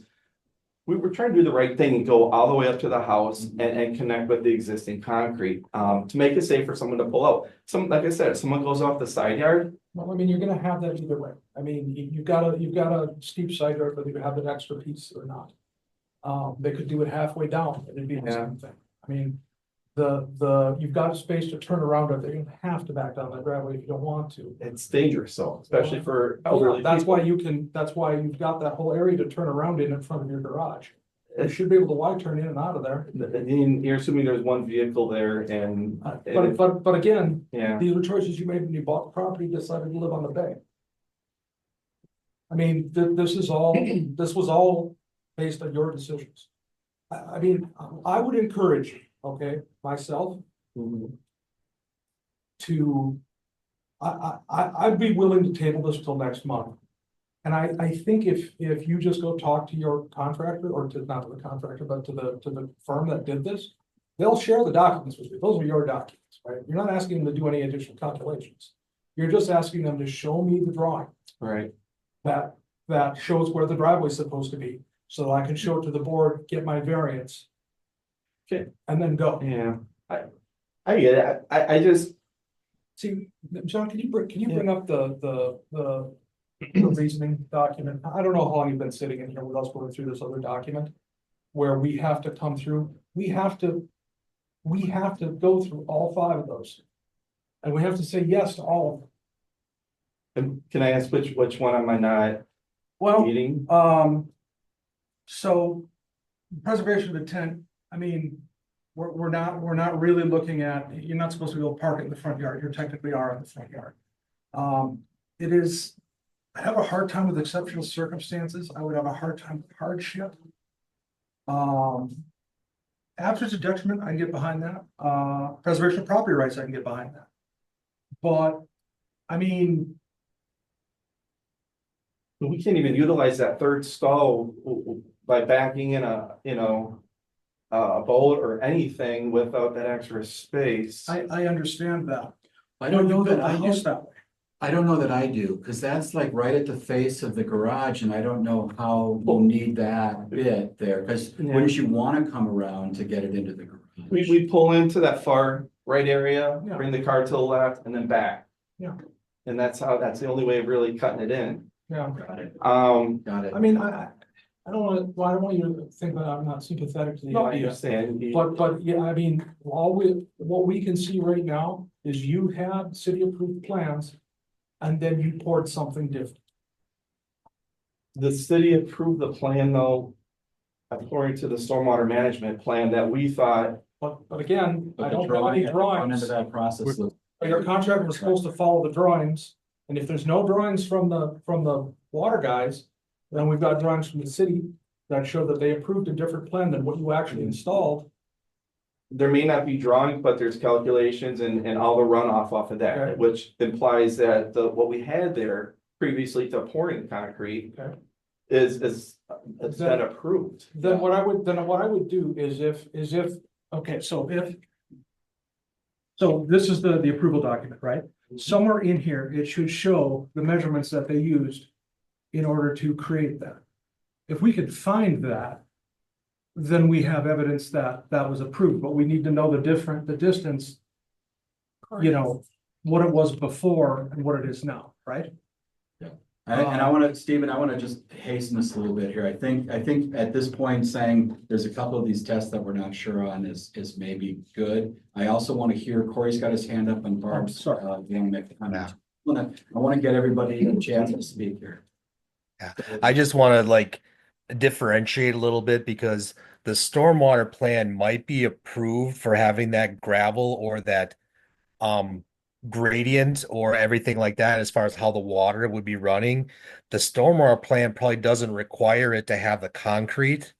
So there might be differing pieces of information that you're looking at. So the city may have also approved the stormwater plan for the elevations and everything there, but it might not have included being for concrete. So there might be a difference in that as far as why you haven't seen like a drawing or something like that. That would be my best guess with regard to that. I would agree that I have a hard time with a couple of those pieces as well with regard to the two that were pointed out by Steven there, meeting them. But I mean, I get the safety pieces that you're pointing out with regard to the ice and everything in there. So I'm on the fence, I'll be honest. I mean, I would feel more confident knowing that there was a drawing that said this is how it should be. And then we could say, yeah, well, there was an approval and this is how it was. But my guess is with that stormwater is possibly it's just for those elevations for that the water drains properly. Yeah, I know I've asked that question of the engineer with the concrete versus gravel, and they account for that 4 inches of concrete in the, Okay. so. So that might be helpful to us. Barb? I guess I could see where the hardship, I just could say yes to hardship because of the slope on either side of the stormwater management plan. There are some things in there that I don't have to take into consideration when I built our house, put our driveway in. So I think that I could say yes to that. So I think we right now have 3 out of 5. That's just what I need to say. Thank you. Do you mind if I add one more thing? Sure. So as far as, someone asked me the question of putting a house where it was, we had to do different soil bearing tests because, you know, on the bay, and I guess it's kind of interesting, years ago, the shoreline was a lot different. We put the house there because that was the most secure where we got down to the virgin dirt and, you know, so that's, that was a reason for that, you know, we could have went one way or the other, but that was the ideal place where we wouldn't have a lot of movement and foundation moving and stuff like that down the road. And I applaud your design choices in general. Yeah. Nice looking place. Mhm. I guess the thing I'm struggling with but I'm coming around on some of it, and it was actually based on you talking about the turn radius for trying to get into the garage. If you imagined the driveway poured the way it is on the city approved plan for the driveway, not talking about the stormwater management. Let's just focus on the driveway as approved by the team up here. And you found you were struggling to make that work for you with turning around and other things like that. And you were coming here to say, hey, I need to pour that notch. I need to fill that with concrete for X, Y, and Z. I haven't been convinced yet, based on these 5 tests, if you were coming in here tonight to say, I need to do this for X, Y, and Z. And I'm willing to table this as well to give you another month to maybe make that case. Or if Barb and others here are seeing there's enough and you can make the case for these tests, we can vote on it tonight. I have one more thing to say. Go ahead. And one of the things he was trying to do that was because he thought it was right is, well, he was allowed to keep the gravel. He wanted to have gravel for a while. I couldn't afford this right away. So then to keep that as gravel, you couldn't have kept it as gravel, right? Or, I mean, I don't know, because. That's why you had to pour. Yeah, it's poor, but then now this little part here that is concrete. What was that? What's that supposed to be? Could that have stayed gravel? I mean, I would imagine he didn't think so, because the rule is it can't be gravel. Right. The rule is it has to be concrete. So I can understand why right there he would, can you imagine? I mean, you'd be running over that grass all the time. Well, this swing here, if you look at the driveway design and the approved plan, that swing is so that somebody could be driving forward off of the road up to toward the house. They swing left and then they turn hard right so that they go into that side loaded garage. And then when they back out, how do they back out? They can't necessarily wide turn into the front of the house, or if they're pulling straight forward, they're not necessarily getting to the driveway, which is on over the right-hand side. They've got to go straight forward, which is where that notch is. Yeah. Same thing with coming in, as the petitioners just told us. You know, if you were hauling a trailer and your front we're moving forward into that driveway. Now you can go in and you can park the truck that's pulling the trailer into the garage, but how do you get the trailer in the garage? And so again, it's saying if I'm coming forward, I have to go straight past, instead of just swinging left, and then I turn left, and now I've got the trailer behind me and I can side load, pull into that side load garage backwards. I think that's what you were trying to tell us here, and it took me a bit of time to hear that. But that kind of makes me look at this all a little bit differently. Because then it is preservation of intent. There are some Do you exceptions. mind if I ask, I don't mean to interrupt, one more thing, Chad, if you don't mind showing that picture of the stormwater plan, again, this was the original one and it changed. But they have the driveway, Wider out too, it looked like. it's coming off of the corner of the garage.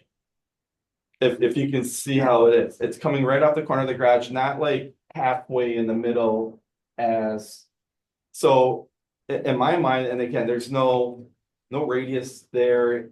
I don't do this every day. I'm trying to, just bring it into the other concrete, into the garage.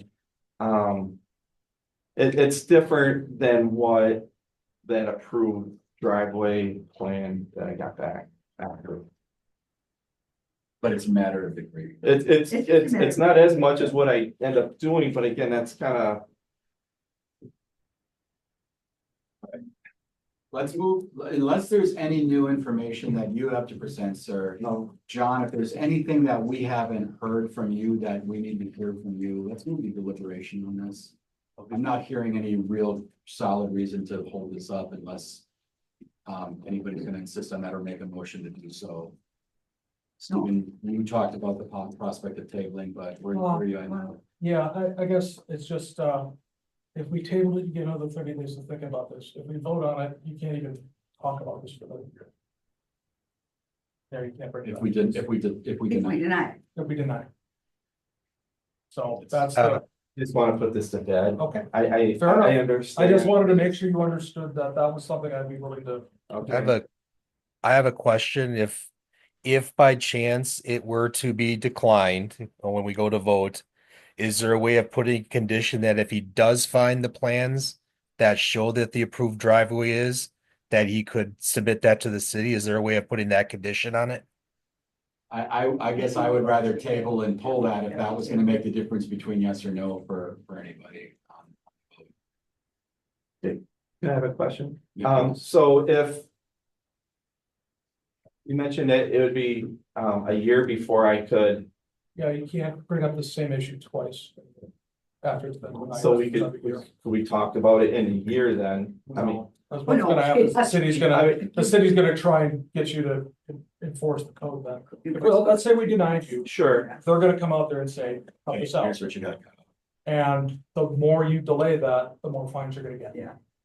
John, Or John? Yeah, I'm gonna just note as far as the stormwater part of this, and there might have been some back and forth that went with Public Works and Engineering.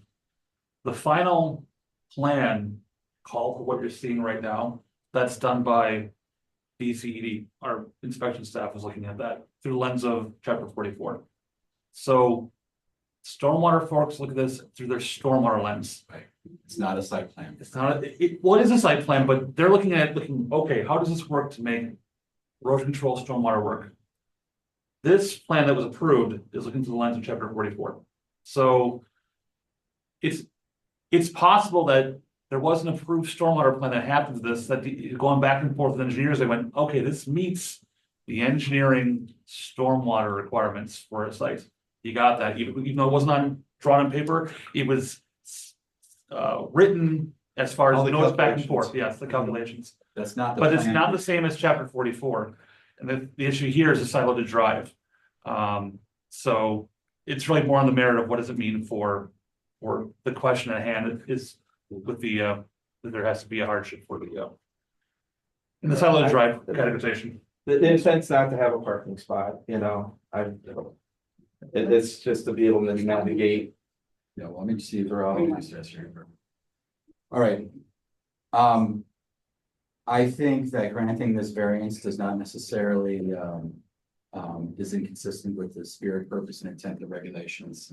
Those regulations are designed to allow for the safe and reasonable flow of vehicles in and out of garages, in and out of the street. And granting the variance for the change in this angle here, I don't think is inconsistent with that, particularly given the petitioner's own discussion about how they use it to try and move. The photograph of the car parked on it doesn't help, but the argument does. Exceptional circumstances, this lot is, one of a handful in the city that's like this. It's very different. Most of us don't have 240-foot driveways. Or and a narrow lot that warrants a side loaded garage, all those sorts of things. I think this is not something that the code is broken. This is just a different property. I think that this variance allows the continued enjoyment of substantial property rights as the neighbors who've commented on, they don't mind this. It's not an offense to them, which leads me to acknowledge, I think that there's an absence of detriment here. This is not creating a problem for adjacent properties. It doesn't materially impair or be contrary to the spirit, purpose, and intent of the chapter or the public interest. I do look a little bit at the hardship with a question mark. And it being somewhat self-imposed, but I can also see the compounding requirements for developing in this location with the stormwater management, with the floodplain, with all the other things that are there, and the stormwater management plan and other things, particularly as it relates to the existing gravel surface that was there, and a desire to just kind of evolve that into the hard surface, which, was required. I think that, this isn't an economic issue. Certainly, the hardship is maybe not solely self-imposed. And I think based on those tests, I think I'm a yes on the request. I'm yes for those same reasons. Do you want to make that a motion? I'll move to approve. Is there a second? Second. Okay, we've got a motion and a second. Any further discussion? Hearing none, all in favor, say aye. Aye, Aye. Opposed? Motion carried. we got it. It took us a little while, but we got there. I appreciate it. Thank you. Thanks for your time. Thank you. Let's take a 5-minute break.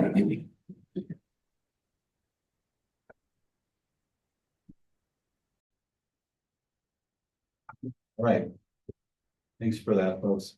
Item number 5, consideration with possible action on a variance request from Ken Balish, applicant, and Paul Collins of Triple S Properties LLC, the property owner, seeking to construct an accessory building with a height which exceeds the height of the primary building in an R1 low-density residential district at 1255 Thorndale Street. Members of the Board of Appeals, we want to be fair, so please confirm the following for this appeal. By stating I confirm, I do not have a conflict of interest in this matter. Confirm. I confirm. Or you're still on mute, buddy. Or is on break yet? Corey? Can we catch him when he comes back? I'm sorry, I was having problems with my mute button. I confirm. I confirm. I have not received any communication from any person or party about this matter. I'm sorry, I confirm. I confirm. I confirm as well. 2 hours in and we're getting punchy. Yeah. All right. And then as usual, we'll hear from staff first. So John, do you swear or affirm that the testimony you're about to give will be the truth? I do.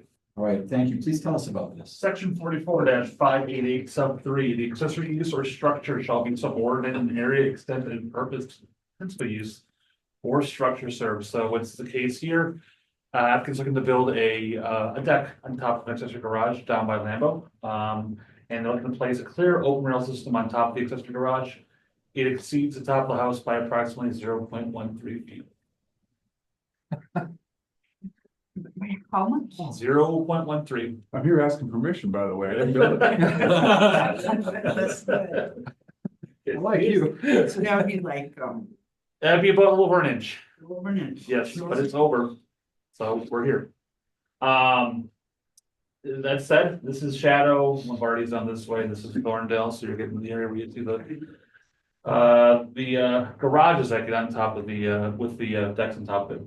So this is an old view from back in 2022 of the house itself. You can see the pitch. I want to get some reference to the pitch of the house as far as what's at play.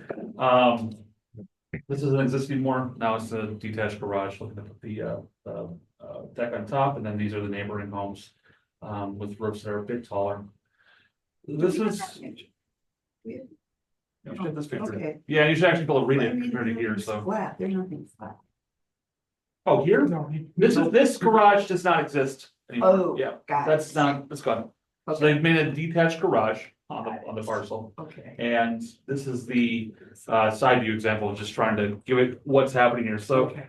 going back to this home, that home is 14 ft 5 in tall. Okay, 14.42 feet. They're looking to put a garage up. When it comes to garage height, normally for a garage or for any sort of building, we're taking the roof pitches and things of that sort. The sidewall head beats is fine, the roof itself is fine. If they weren't putting a railing on top, everything is fine. The issue is the railing. So you put the railing up, now that becomes to your actual top of the roof in comparison. So they're looking to make this at 14.63 feet with the railing, with a 42-inch clear railing on the side. And that exceeds it by that 0.13. When you say clear railing, I brought a thing. okay, This is what we're putting up there. Okay. So we're gonna be sticking, taller than that, I imagine. yeah, well, that's the Maybe point, full right? size. So we designed with a 36-inch rail to meet the code. Myself and the customer are like, it should be nice to have 42-inch rail with a bunch of The same. Gypsy Packer fans up there. So I'll just, you'll be up in a moment, so I'll just, yeah. Oh, yeah, sorry, Yeah, no sorry, worries. yeah. So 36 meets the code, I saw props and and. they're looking to go beyond that to go to 42, Right. that's 3.5 feet at that point then. Yeah. For the railing itself.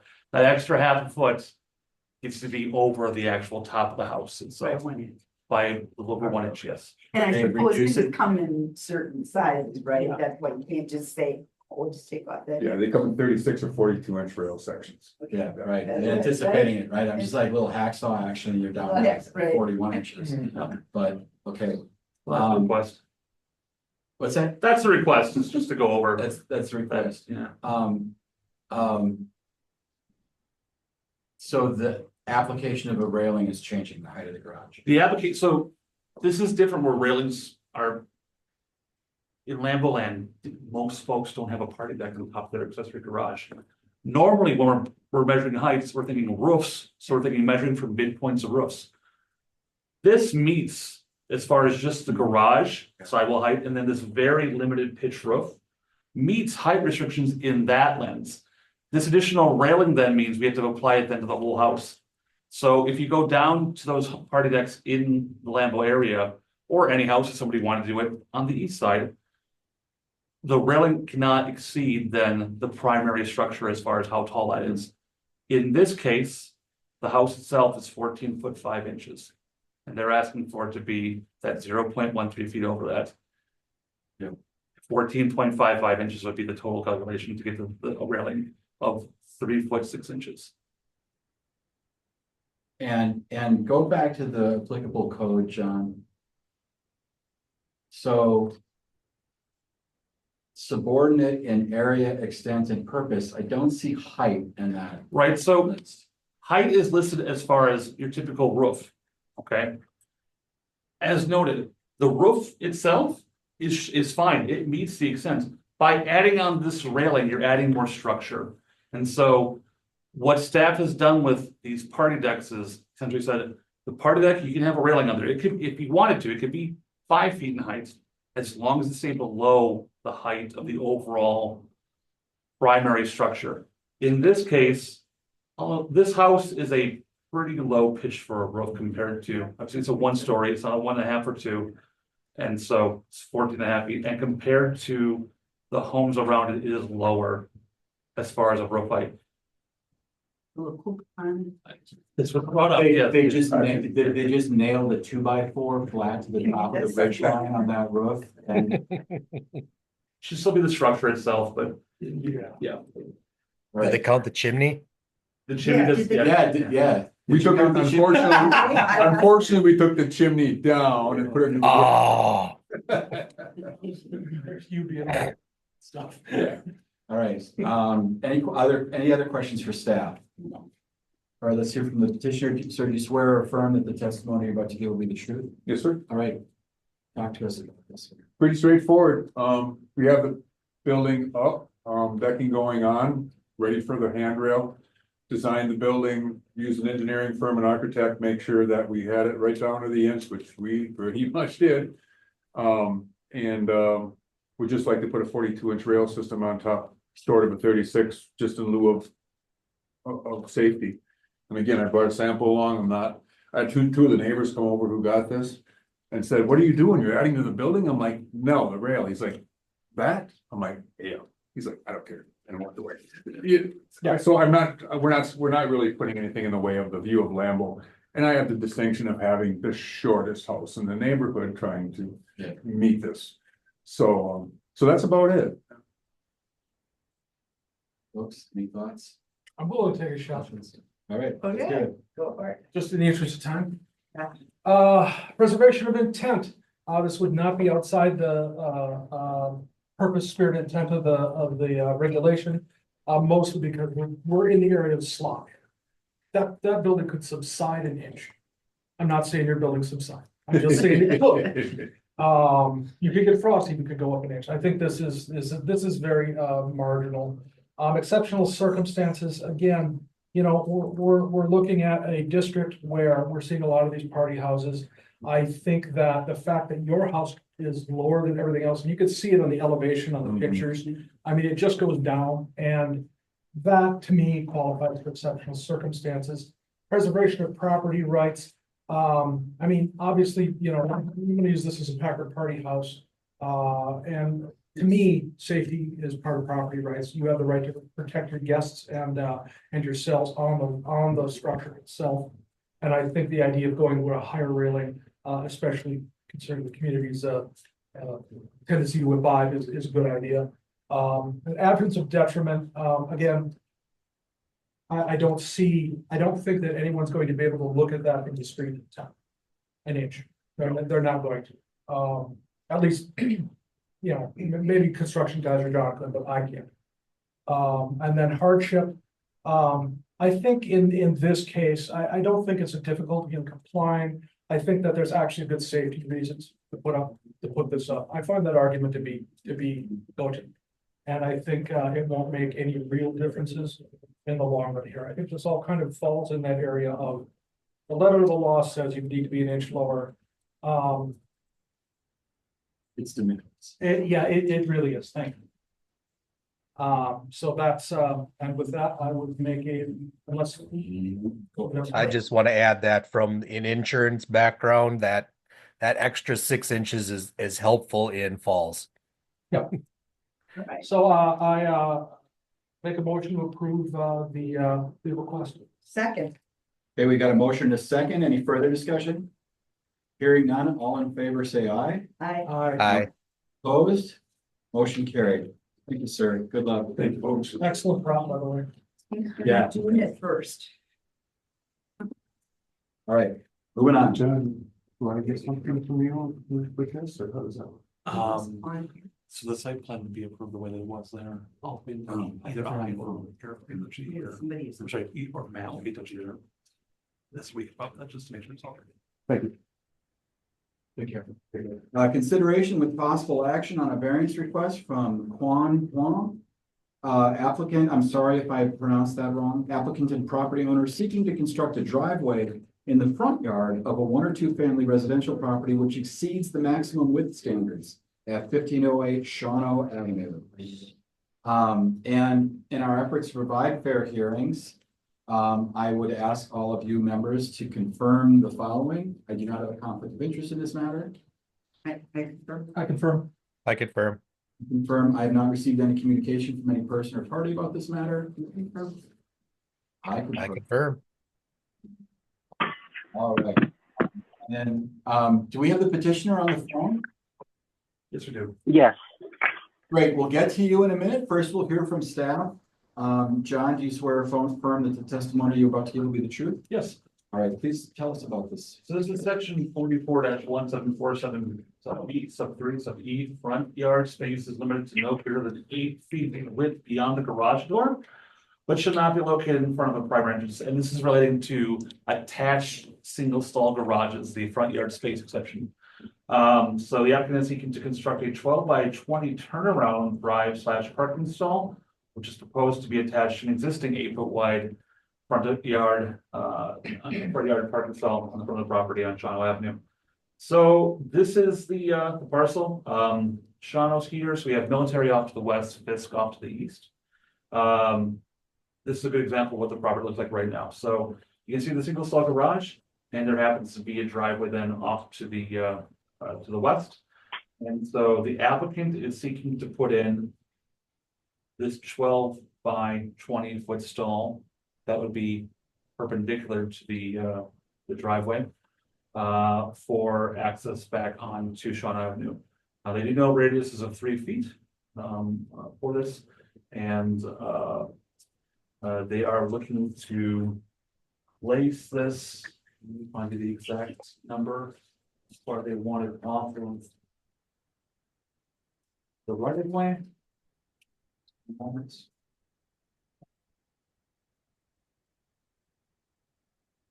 Up, so there's an existing sidewalk to the north, about 12 feet from this existing sidewalk would be the north area, and then approximately 17 feet from the actual right-of-way line back down to the south.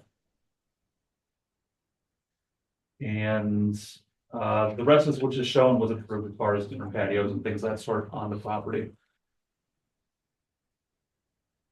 Thanks, John. Questions for staff? So the driveway is already existing, non-conforming? Nope, so the driveway right now, this goes into, if you have a one stall garage and it's attached, Mhm. you are allowed to put in additional 8 feet Oh, for a okay, stall perfect. on the side. That's where you see this sedan parked over Okay. here. All right.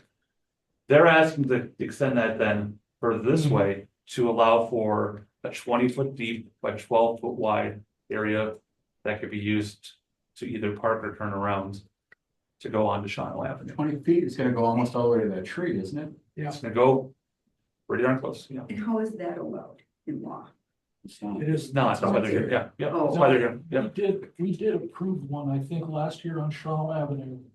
That was a similar request for this, but we made him shorten it up to the point where he could just turn It's like around. just a pro. Because it was a safety thing of not backing out, is that? Right, because Shawano was so busy now. Oh. I don't remember, I don't know how That close. one was really close to the roundabouts, Yeah, where basically everybody was coming so fast around the roundabouts that they could barely see them coming around the roundabout. I don't know if this driveway comes into play with that roundabout situation. So I'll go into just some details from the past. That one, true, near the roundabout across or near the St. Mary's campus, you have the Purveya that is at the roundabout, and then you have some single family homes, and then you have the actual hospital campus. Yeah. East. That's where that one was. It was noted by the applicants that there are other drives like this on Shawano out by the old railroad track. So there's a parallel where it's the Edgar Trail, the West Side Trail that is now, so you have Taylor, Military, that's where your first one was at. Fisk, this is between those two, between Fisk down towards the trail and railroad track. There happens to be 3 individual properties that have turnarounds that occurred back about 20 years ago when there used to be an access road because of how the train. Shawano used to go underneath. Yeah. And there was a roadway then that allowed for access to those homes. Once the Shawano got back to grade, that was eliminated. And those three additional, there are three parcels and those parcels happen to have turnarounds then back off to the east. So they're asking for something similar in nature for this property. Across. Are we the able to see an lake. image of those? What's that? Are we able to see an image of what those look like? I can bring it up, no problem. One moment.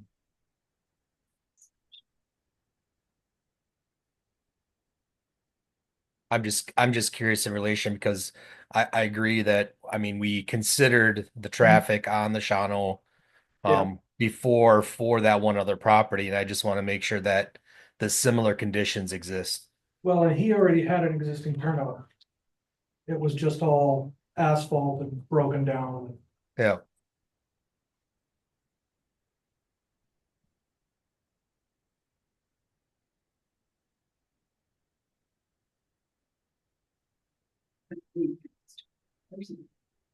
Yeah, I can't get on. Yeah, I really can't. That's what this is. Turnaround, I could. Yeah. Sorry, I apologize, I interrupted you. This is a turnaround then, this is an old image. It would have been. Okay. The old image across from Purveyor. Yeah. This takes us past the hospital campus, past military. This is the parcel in question right here. So we're seeing the two stalls. And then what was brought up by the applicant, the narrative were these three turnaround areas back this way for those homes. It was as big. It's like 20 feet though. I can measure it for you right now. Oh, I think you.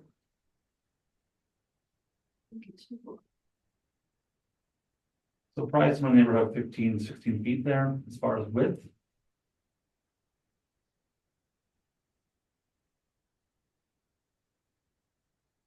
By about 20. 20. 20. 20. Yep. So it's 21. Not out of place in the area. Well, I mean, it's 3 houses, 10 blocks away. I mean.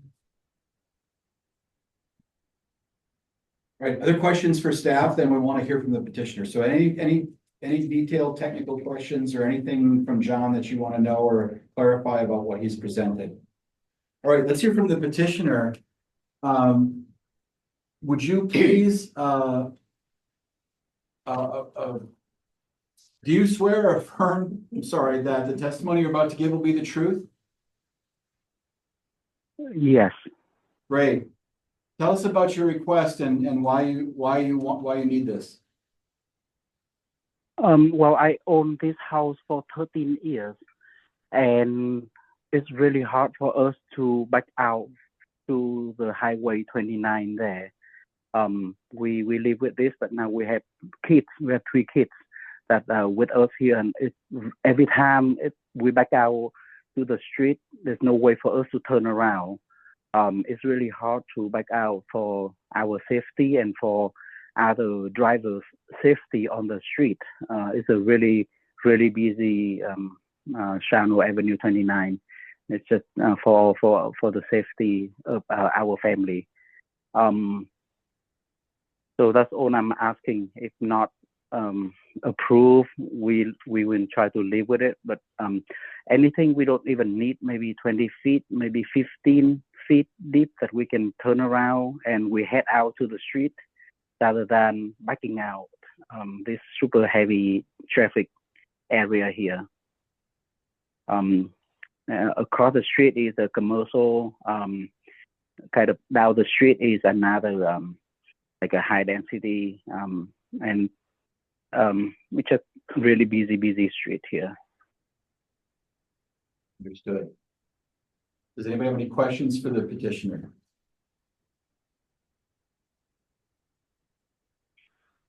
All right, well, we'll deliberate and talk, John. I just want to know, we did receive one letter from neighbors that I want to read in. My name is Otis D. Felty, owner of 1526 Shawano Avenue, which lies within 100 feet of 1508 Shawano Avenue. I see no reason to dispute Quan Hong's request for a variance to complete the construction of his desired concrete driveway that would exceed maximum current width standards.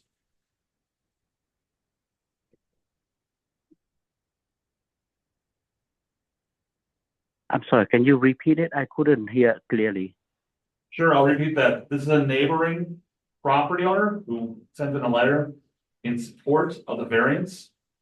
My name is Otis B. Felty, i.e. Dave, owner of 1526 Shawano Avenue, which lies within 100 feet of 1508 Shawano Avenue. I see no reason to dispute Huang Hong's request for a variance to complete the construction of his desired concrete driveway that would exceed maximum current width standards. Thank you very much. As a matter of fact, that house, there used to be an older lady that lived there, and she got killed by a snow power, and somebody come in and they couldn't turn around and they back out and they accidentally back into her. So she got killed because of that.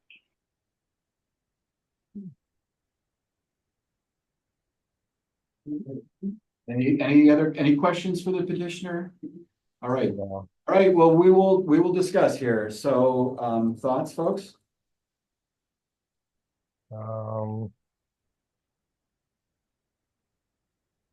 Corey? I mean, there's a lot of them. I don't know if we can get to from the standpoint of like just the requirements, but I mean, I'm on board because of just the safety of it. I mean, I know it does. Yeah. So, I mean, I get the safety argument.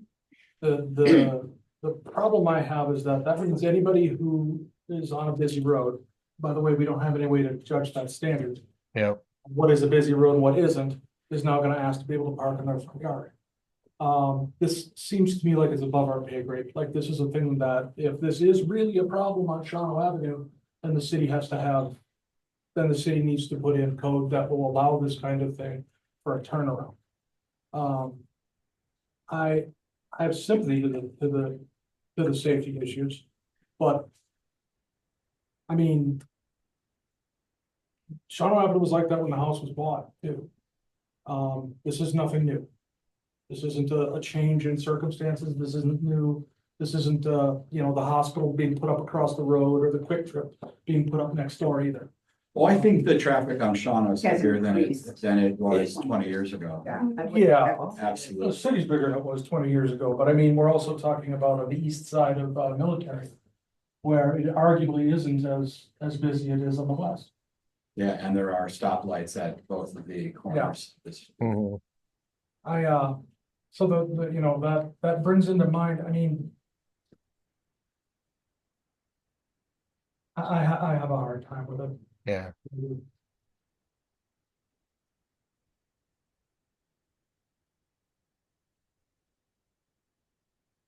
I would move to deny. I have a hard time getting to enough of the requirements.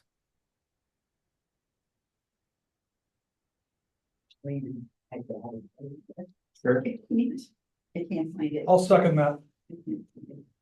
We have a motion and a second to deny, due to our inability to find, that all the facts and conditions are met. Is there any further discussion? Why we want to convince these folks they're wrong? Right, the hardship, okay, I'll do a little bit, because, it'll be helpful. The hardship is the traffic. Right? I see that's a hardship, now it's not self-fixed. It's not gonna create a detriment to the adjacent property. We have a letter to that effect. Up the road, we have 3-4 more houses with the exact same thing. I don't see this creating detriment. Preservation of property rights. Well, I guess the variance is necessary for the preservation of the syndrome of the same substantial property rights which are possessed by other properties. Yes, there are other properties that have this. They already have this. That makes it, and we approved one last year, but it was a little further up. Exceptional circumstances. It's a really, is it a one stall garage, right? I mean, they have that extra, there just isn't any room to turn around. in that truck. It's a long, narrow lot, it can't be moved. Somebody else has to be number one. I'm struggling to get there too. Yeah, How do you do it? Would not And I be can't- consistent with the spirit, purpose, and intent I mean, of the regulations. Well, how do we do it? Well, Up we the don't- street? The last time it was a single lane. This is a double. was a And single, they had a smaller lot. and their circumstances had changed around that, as opposed to, This hasn't changed in 20+ years. I also think that we can't really say that, you know, property rights, because 3 other people have it. We'd have to approve every, you know, legal side yard, boat pull out in the city for the same reason, because we know those get put up if nobody knows. I can't get to Route 5. I can't do it. I gave it a shot, but I can't do it. All right, call the question. The motion has been made to deny the request. There's a second. Any further discussion? Hearing none, all in favor, say aye. Aye. Opposed? All right, motion carried for denial. Sorry, sir, we denied your request.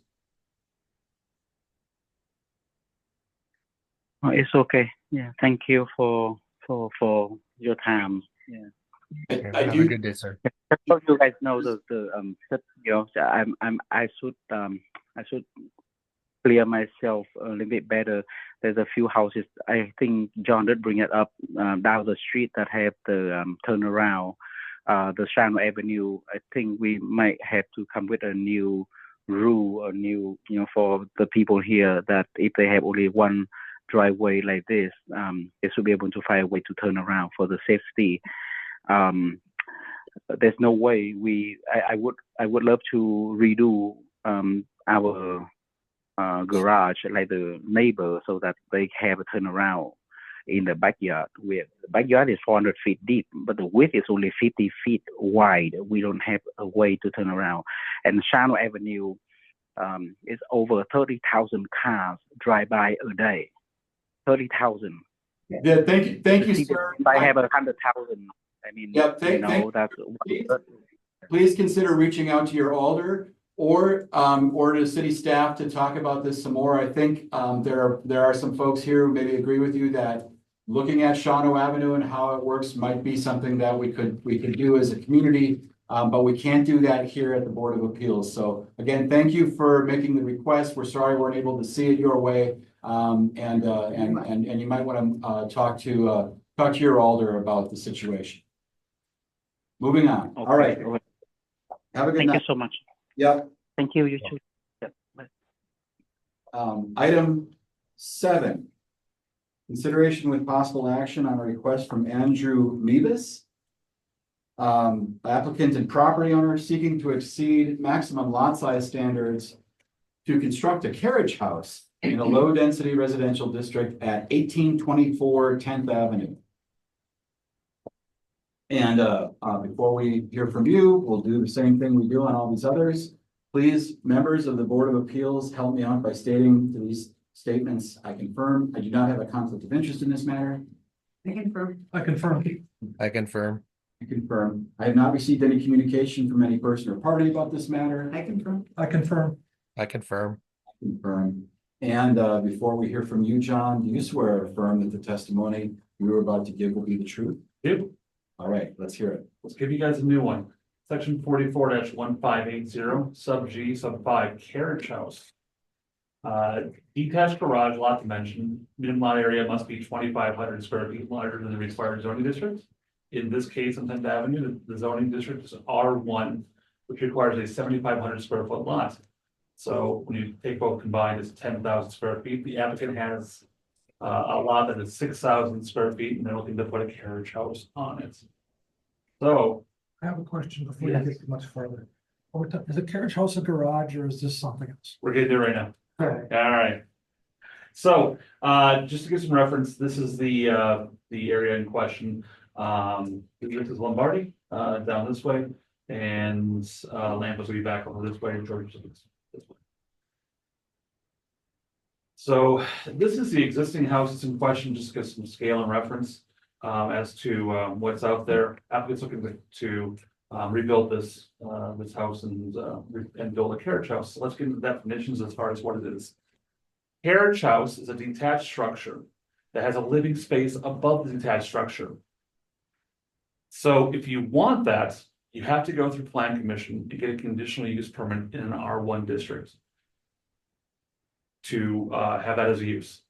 Part of those conditions for the use is looking into this to make sure the bulk requirements work in this. Can the lot actually fit what you're asking for? Impervious surface, setbacks, heights, going back to that question you had 2 times ago. Your garage, that this structure itself has to be subordinate in nature compared back to the primary home. And there's some other qualifications for it that come into play. There's a list of 9 different things when it comes to carriage houses. One of those questions is that if you want to have a carriage house, your lot size has to be 2,500 square feet larger than the minimum size requirement for that district. And that's why we're here. And why is that? My educated guess would be that the folks who were putting this in play back in the day wanted to ensure there was adequate space on a lot. And were the NIMS number. In my mind, it's still a very round number, 2,500 put out there. And I'll note, this parcel is 6,000 square feet. If you're making a brand new parcel today in an R1 district in suburbia land, your minimum lot size has to be 7,500 square feet. So this and all the lots that are back in the, or vast majority of those lots in the area don't meet size standards for an R1 lot, let alone the appropriate size for the code to go over for a carriage house. So this had to go through for a conditional use permit. We would not bring this forth to you, or a conditional use permit would be approved. So the applicant came in front of the Plan Commission earlier this month. Planning staff reviewed, do they meet all the rest of the qualifications, i.e. bulk requirements, setbacks, impervious surface, things of that sort? They do. They met it, just barely, but they met it for this lot, even though it's 6,000 square feet in nature. So with that in mind, there's one part they could not square the hole, and that's this 6,000 square foot issue cannot reach that. So what you're seeing here are some of the design images as far as what they're looking to go for. This met the character of the neighborhood, felt it was appropriate. If there's a conditional use and you meet the bulk requirements as staff, we're going to say yes to that, generally speaking. So this was a recommendation given to the Plan Commission for this, that they recommended approval to the Common Council, and Common Council said yes to this. So you need to have an approved variance for this section of code. We wanted to note as far as this goes, just even though this is a part of the overall ordinance, the primary structure shall exceed the height of the accessory building at the time of occupancy of the carriage house. This is also noted in the code that at least one unit on this parcel shall be owner occupied. That's a part of the carriage house conditions, but we just stated it out loud because there are people have issues as far as worried that you're adjacent to a very short-term heavy area down that area. That only one unit on this parcel may be allowed to be a short-term rental. And that it complies with all our regulations of the overall code. So going back to the site plan. And this is still a basic site plan. If this were to be approved, they had to come forth with a site plan that had all the dimensions and things of that sort, to where it was on T. Staff felt it's going to get right to the line, but this lot can support what the applicant has shown could happen on the lot. It's just they cannot, it will never get to the point where it would meet the minimum lot size requirements. So all the rest of the conditions were met with this one condition. So when I look at this site plan, it looks like there's plenty of room relative to the sorts of site plans we see all the time with houses and garages and then yard space. This seems like a totally reasonable development. I'm kind of stuck on the minimum lot size requirement. It seems like that you ought to be trying to get these on every parcel you can with the housing shortage we've got. Yeah, I understand where you're going with that. And so And this, a lot of times It's it's not something that's just a thing that the code ought to be changed. Understood in that. As far as carriage houses go, and this product, while it's been available for people to utilize in the past, it's something that people simply just have not done particularly. They have not come forth asking for this. So the applicant has, and that's where meeting the rest of this as far as bulk requirements was there, but that one was not. So it's something to think Well, about. maybe that's an exceptional circumstance. I don't know. Well, and I think that the exceptional circumstance is just simply that it's in an older neighborhood with smaller. I get around exceptional circumstances without any trouble. I'm in, you know, I mean, we still need to hear from the applicant. Yeah, I mean, absolutely. I'm feeling pretty positive about this. Questions for staff? John, is there other things you need to present No. to us? Questions for staff? I just one quick question. If it were a casita or another type of additional structure, is it the same type of requirements where like if they didn't have the garage part of it? Sorry, I didn't catch the first term. What you're saying? Casita, basically it's Oh, another yeah. additional home on the property. So no, this is where code, as far as allowing this, is specific at the current moment to carriage houses. Okay. Folks that have asked for other types of potential, let's say, smaller tiny homes in their backyards. Within the code, the way it stands on today's date, this is the pathway forward. Staff Okay. is options too, though. Yeah, I was gonna So say. this is the city of Green Bay's way of doing the approved method for that additional residence on your house property. Okay. It'd be Well, hard to do for a mother-in-law specific suite. carriage house, a garage. Yeah.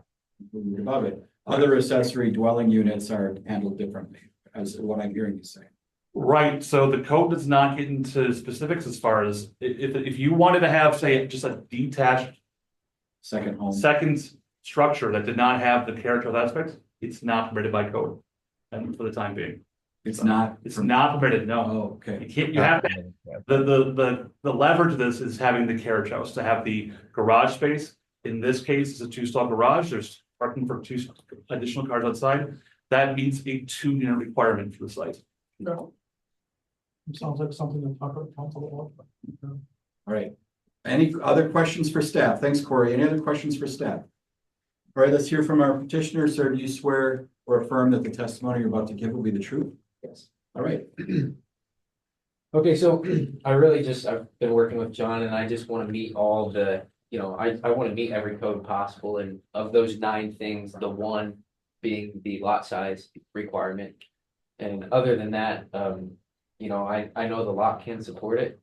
And it just really just ends up going in your guys' hands if you think, the city wants it and can support it. And if not, then I guess no worries. But I'm trying to create something and bring into the city what people, and could change the landscape of what could be development, over the course of the next 20 years. And this being maybe one of the first couple to do it, but might end up leading in that direction and show people kind of the way of what they can do. Ready? Anybody want to, anybody have a question for our petitioner? I just want them to elaborate a little bit more as far as like kind of the premise for like that and that reasoning, I guess, because I mean, to be honest, I mean, I work with some of the stuff from California. I just want to understand that perspective with regard to adding additional residences onto the properties and like some of the benefits that he sees in it. Yeah, so for me, really, it would just be for like extended family to come, be able to stay up there and have their own space.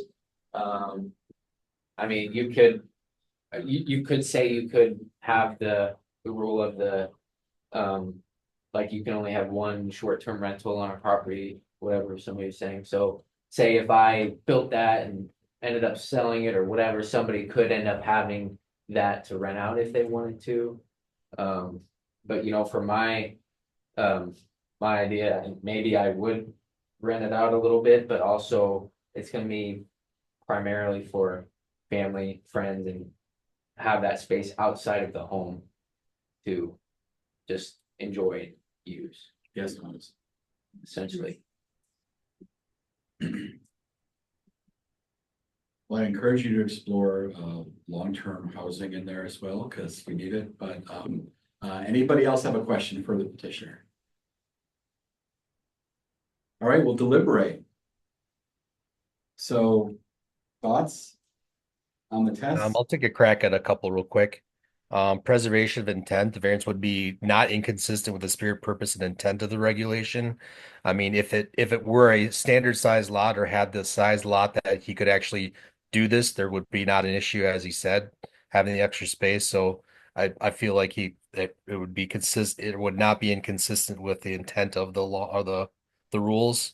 The exceptional circumstances being that it is a smaller lot and the restrictions that are in nature to that. But it's a unique way of getting additional housing into a property. And it is, I mean, it's something that is an issue that it's a good thought to seeing what can be done there. Preservation of the property rights being the ability to add on to the garage as for himself, as well as the enjoyment of his family. That it certainly would be preservation of his property rights to be there. And also adding that value to future property owners to be able to utilize it in the way that they see fit. I don't see it as a detriment because he's following every other rule that's set for this carriage house to fit into basically the public interest. So I don't see that in there. And it's not necessarily a self-imposed hardship. He's just run up against that square footage issue. So it's not something that's self-imposed. So I'm for it at this time. Anybody else have anything to add on that? I agree. I would add, just in the exceptional circumstances, is my comment earlier, that I think the fact that this is, and it's not relative to the lot, but this is certainly, there's only a handful that have kind of gone through your machinery, I'm sure, at the city so far, right? And maybe we're discovering limitations of the code as drafted on lot size here. I don't think this should be a solution only for parcels that are big enough or affluent enough to warrant the carriage house. I think this is something that we should strive to put on everything and then focus on the real massing and setbacks and impervious surface questions that are really I think more germane to any sort of development question that we've got, not just size for the sake of arbitrarily creating a size limit. Corey, you want to make a motion? I move to approve the variance. I'll second it. Got a motion and a second. Any further discussion? Hearing none. All in favor, say aye. Aye. Opposed, motion carried. Thank you. Good luck. Can you build it before the draft? Yeah. What made you think of that? Say if you have anybody in the public sector with regard to news and stuff like that, write a story on it. Go for it. And so my uncle, who lives in Indiana, he has some property that on his land that he lives at, he built a garage. And, he has an apartment up there and I've stayed in it multiple times. Right. And it's really convenient. Because you drove right down the exact regulatory thing you needed to do this. Yeah. Yeah, it's perfect. Good job. Well done. Well done. Thank you. Okay. All right. Number 8. Consideration with possible action on a variance request from Dalton Roosh of Roosh Properties LLC, applicant and property owner, seeking to exceed bulk requirement, landscaping, and impervious surface standards to construct a parking lot for a multifamily residence in an office residential zone property at 814 Pine Street. Members of the Board of Appeals, let me know. Tell me if you can confirm I do not have a conflict of interest in this. I confirm. I confirm. I confirm. Confirm. I have not received any communication from any person or party about this matter. Confirm. I confirm. I confirm. And we'll hear from John first, as we've done on all the other items. John, do you swear or affirm that the testimony you're about to give will be the truth? I do. Right. 5 different questions here to look at for this apartment. Before I get to it, We've done this first before Yeah. we're all fuzzy. I'll just show the parking lot so we have an idea of what's going on here. This is what the parcel looks like today, on October 21st. One parcel like this, they're looking to put in the parking lot back over in this area, so we're doing this and turning into the parking lot. Why I mentioned that is, so this will be more of a larger site plan that you have in your packet, this is zoomed in. You're gonna see this line here. That's an old property line. Ignore it. The property line is actually gonna be, this is a western property line, that's a southern property line. And then you have the eastern property line for where the alleyway is. There's no north property line, there's no central property line. So go back into here, this area right here. They're looking to put the parking lot down this area. So that is your parking lot, overall, entering from an alley and then, parking stalls, to both north and the south. And existing, residential on both the south and west sides, and then, apartment building to the north. So let's check out these 5 different, parts of the code that are at play. 44-1964 sub 1 sub B perimeter landscape buffer. The following buffers shall be at least 25 feet in width. So if you're an apartment complex, 2 stories in height, and you're up against the residential property, you need to have a 25-foot buffer for a parking stall or for a parking area. And in this case, the applicant can have 2.5 feet to the west side of the property, and then we can get along the south side of the property. 44-1964 sub 2 buffer design. I'm not gonna go through the list of that, you can read it out right here. The issue is what they're proposing to do is they're looking to plant 10 emerald greens along the southern portion of the property, rather than meeting all the rest of those bulk requirements for the property for a buffer design. 44-1965 sub 2 landscape islands. Landscape islands shall be provided at the end of each parking row and within a row of parking spaces, so there are no more than 15 vacant parking spaces without an island. Back into here on this, the islands itself are just very small in nature. Our code does not get into the exact specific width that they have to be, other than if they're in the middle of the islands. At that point, they have to be 10 feet in width and 15 feet long. We don't talk about what is right at the end, but they're very narrow on, so I wanted to address it here with this overall variance. 44-1774 subsection G driveway throat length. The minimum permitted throat length of access drives serving parking lots is 18 feet as measured from the right of way. Going back over to here in this photo, this is your throat length coming on into the property. It's 2.6 feet in width, not 18 feet. Then finally, 44-620 table 44-6 for an OR district. Maximum impervious surface for an OR is 6%. Existing impervious is approximately 59. And the applicant seeks 70 on your application. It did not say that, but that's my calculation for what I believe is the true and accurate. What it's 70% is what's actually being applied for on this when you put this on what used to be grassy areas. So, you'll see right here. They note that they thought the existing impervious for this was down at 42%, and the proposed is 90. It's not either one of those two things. I think it's 59 and 70. I think that happened to do with what the former property lines were in this area. But the reality is for this parcel, the way it exists today, I believe 59 and 70 is the appropriate numbers for it. So with all that said, what's going on here? Rouge Properties owns this apartment complex and this apartment complex. And they're looking to put in more parking stalls back over in this area of land that they recently got full access to as far as properties and property lines over that way. So in total, they're looking to put a 16 stall parking lot in that area. Right now, there's 7 existing stalls on that site coming directly off of the alley. So those stalls right now that you see here and back up this way in the garages, they service 31 apartment units. Currently, there's 27 parking stalls for 31 apartment units. The proposed addition would get this up to 36 stalls. The minimum requirement for 31 units is 39 parking stalls. So even with this addition, it's still not meeting the minimum requirement.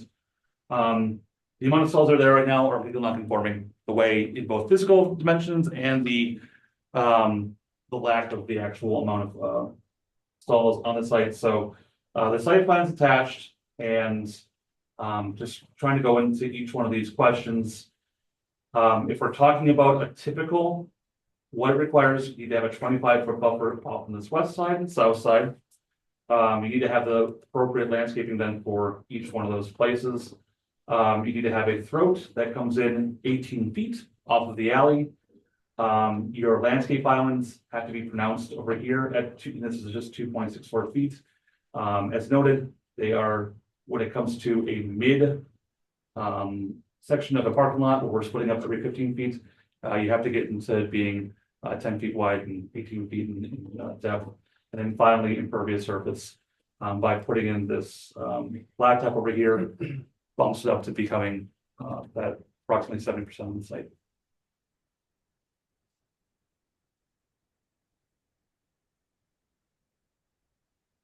Have you looked at, possible ways of, is there any benefit if you looked at vacating the alley? And using all that land, you know, for a redesigned parking scheme for the whole mess of things, I mean.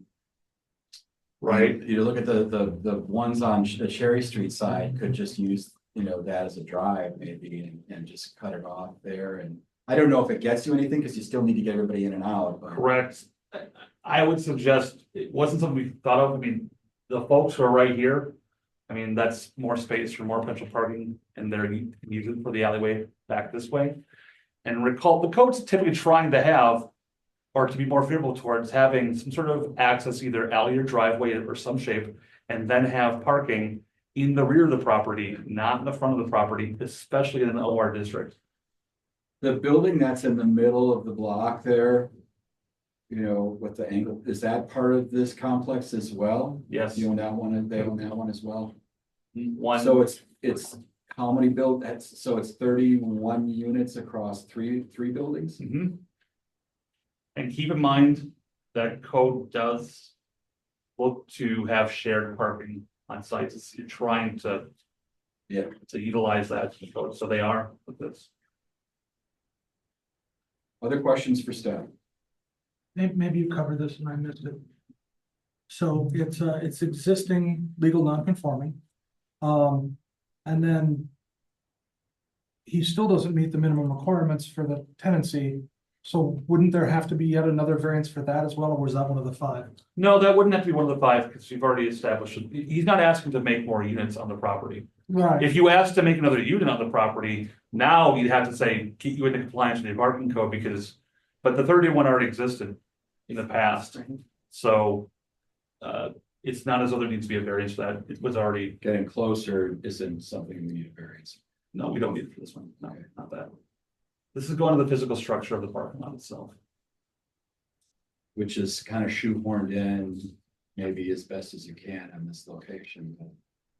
All right, other questions for staff? Corey, anything from you? No. All right, let's hear from the petitioner. Sir, do you swear or affirm that the testimony you're about to give will be the truth? Yeah.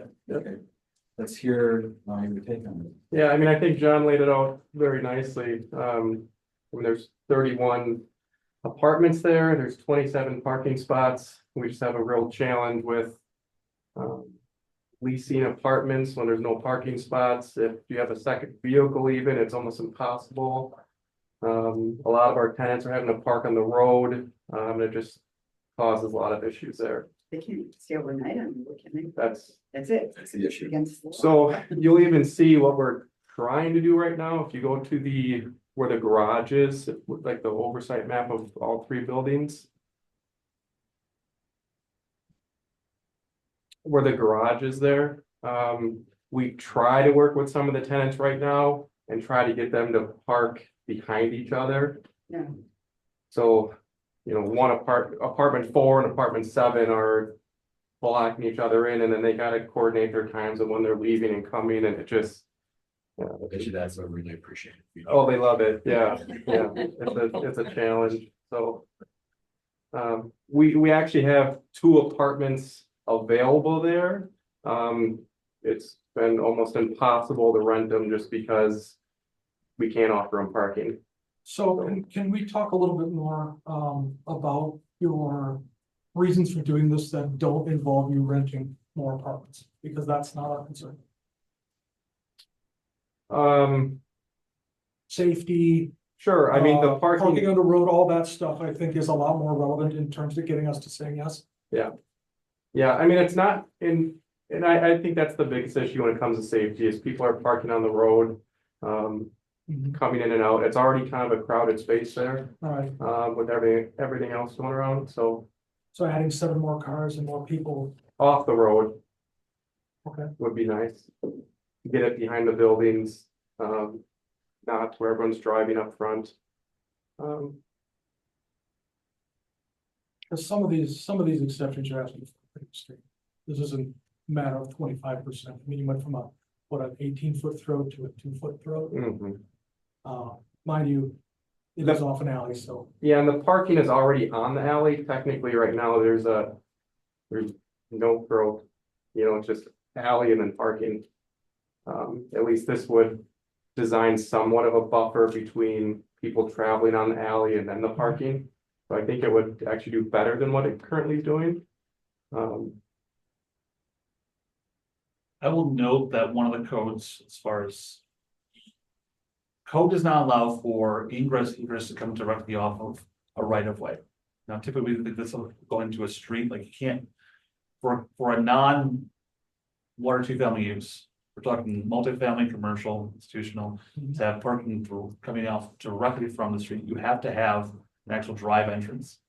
So right now, those 7 stalls come directly off the alley, and what's being proposed does, it takes off one of the actual requirements that would be non-conforming in the past. Yeah, and I'm not in compliance, or these properties are not in compliance with a lot of things right now. Well, And it's almost impossible to get in full compliance. I'm just trying to move the needle a little bit. yeah, I understand. I mean, it's an older area, and you can't, I mean, those weren't designed with our own modern code. Right. And, you know, I purchased that grass there. That was technically not a part of this property more than 2 months ago.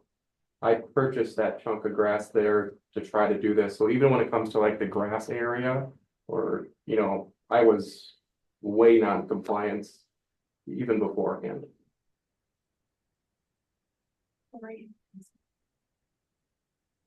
Corey, Can you elaborate on some of the additional ones that are out there with regard to the buffers on the reasoning for the evergreen trees versus the actual other solid buffers between the property?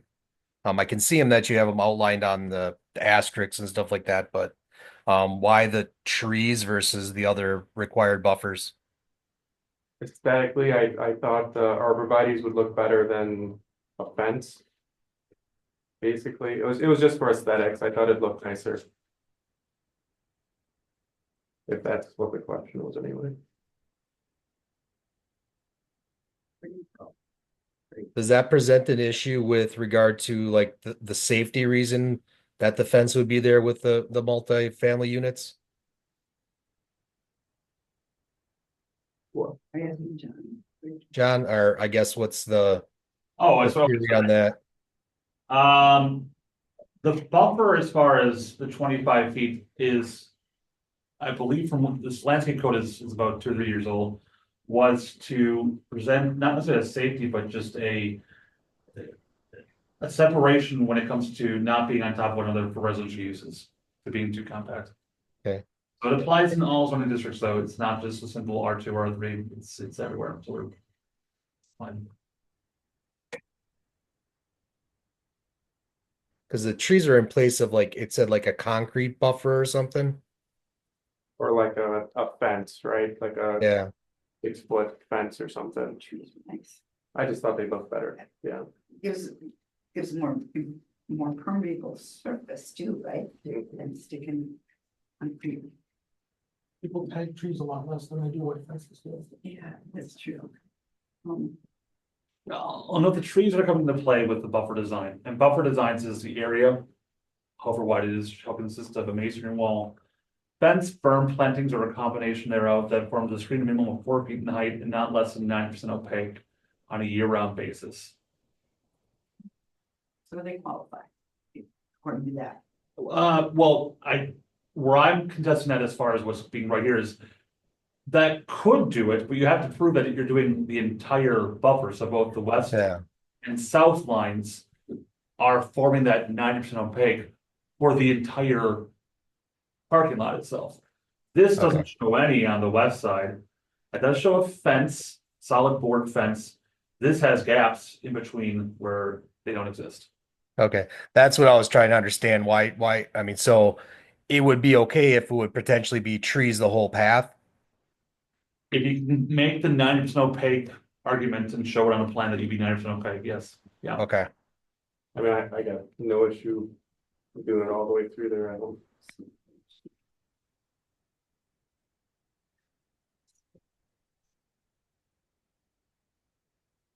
All right, any other questions for either staff or the petitioner? All right, let's deliberate.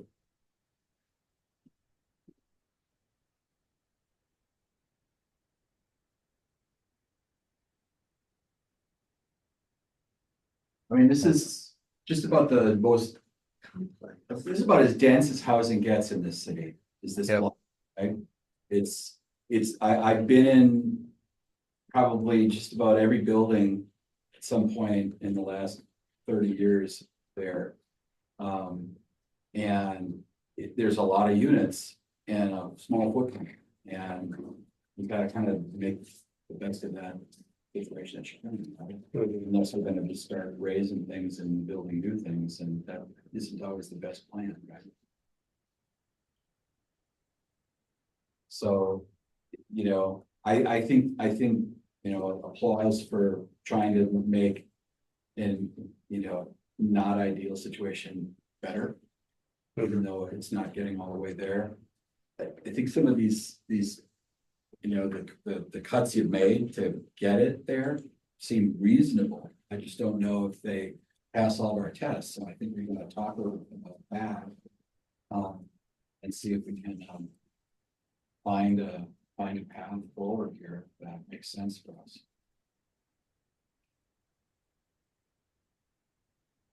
Where do we even start with the first one? Because it has to be 25 feet. We're talking 2.5 entrance.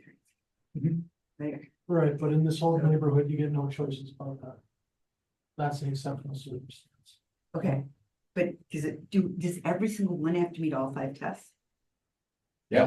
Okay. Yeah, but we can hold them all as a whole Okay. to the same 5 Okay, tests, right? okay. Because I think these are, I think we can swallow this as one. yeah, these are design elements of a parking lot that are those choices are being made because of the constraints of the land, the nature of the property and the configuration that you know, that you've been dealt with, right?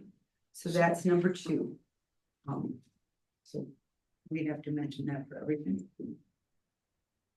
And exceptional circumstances, but first one.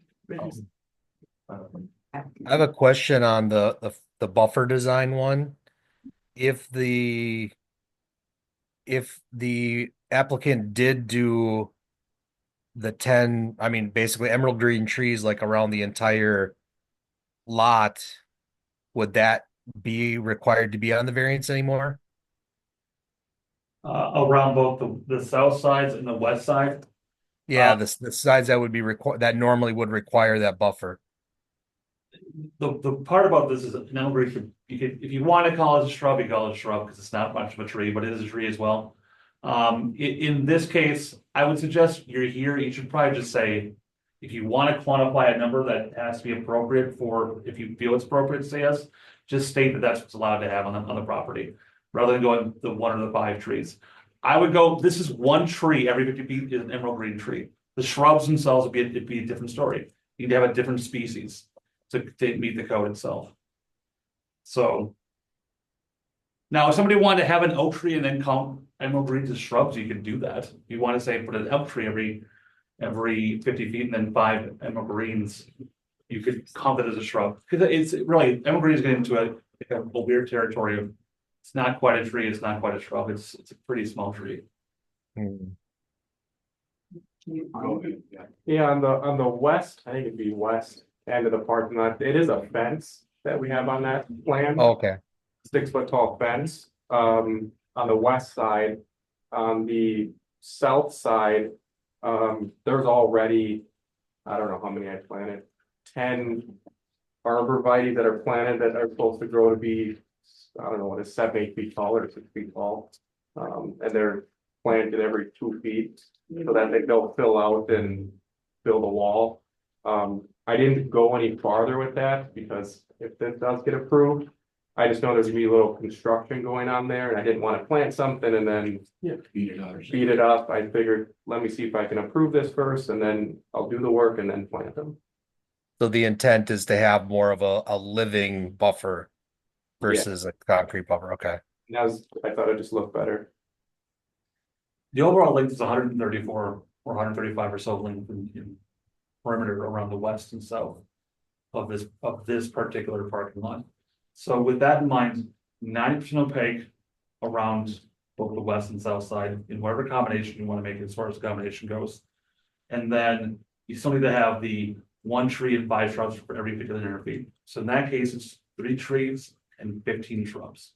Now those 3 trees and 15 shrubs can be used to make that buffer, that 90% opaque. You're gonna have that many plants to make it work though. Does that have variance anymore? No, it still is if right now, if we went by saying the applicant's request to have a fence on the west side and then 10 plantings on the south side, it doesn't meet the requirement then for getting the 15 and 3. Okay. So how about this? If we do approve, we require him to get 90% opaque on the sides of the leather fence. And make sure that, do we need to specify trees? Is this a bad idea here? No, you do not use it. Just 15 shrubs, 3 trees. We will figure that out as far as that goes, yeah. Okay. So let's get back to the test then. Yeah. So preservation of intent, I mean, zoning expects multifamily properties to be able to have parking lots. Yes.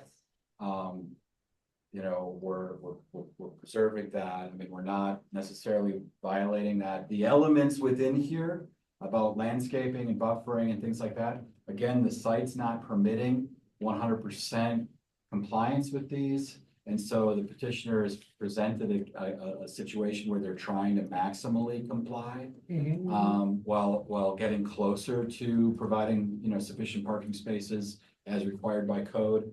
I think that captures that, you know, that test 1. Exceptional circumstances, as I mentioned earlier, this is a very dense area with small lots with, you know, some of these properties were probably built when people didn't own cars, you know, I mean, I think the one on the east side of the alley for sure is gotta be what, 100+ years old. Yeah, I'm pretty sure that garage is like a horse carriage stable thing or something. So, I mean, that's, you know, that's exceptional in and of itself. And I think, you know, the alley in there also kind of makes this a bit of a wonky situation. Preservation of property rights, so I think we're not taking something away from the petitioner. And again, you know, this, you know, and agreeing with Stephen, where this isn't about making sure you can lease up a unit. But making sure that we can assist you in providing a product that's consistent with other similar properties, I think is a reasonable thing for us to want to do. I haven't seen anything here that this adding that parking lot, adding what, 8 more or 9 more parking stalls than exist today. Planting a bunch of arborvitae, putting up a new fence. I don't think I'm seeing anything there that makes this worse. I think it makes it better. So I don't see, you know, any detriment there. And, you know, hardship, I mean, there's generations of owners of these properties that have been wrestling with parking at these properties. You know, this isn't something that you imposed on yourself other than by purchasing the thing. Yeah, But, you didn't build the building. yeah, this is what we've got to deal with between Cherry and Pine in that particular neighborhood. And like I said, I think, you know, you're moving the needle in the right direction. I think I can see a way to find not only all these 5 tests for any one of these, but for each one of these. Yeah. And, I agree with that reasoning. I think I would support the action. I would. Subject to like putting all the arborvitae on that stop lot line. So- And depending on whatever John says, that you could just blow up the whole thing. But go ahead, John. My understanding from hearing this conversation was when it comes to 44-1964 sub 2. Was what has to be required by the code is you get the 90% opaque around the west and south sides, and you get the 15 and 3.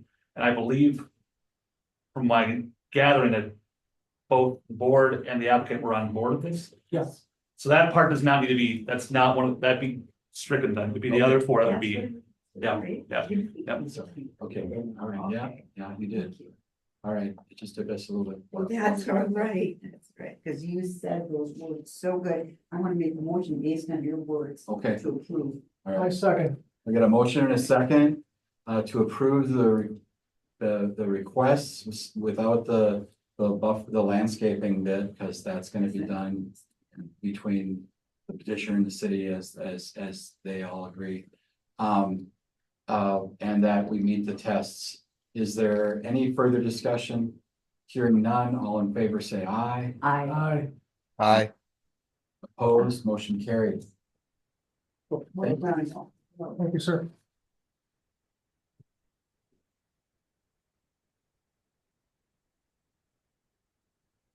Now, last but not least, Oh.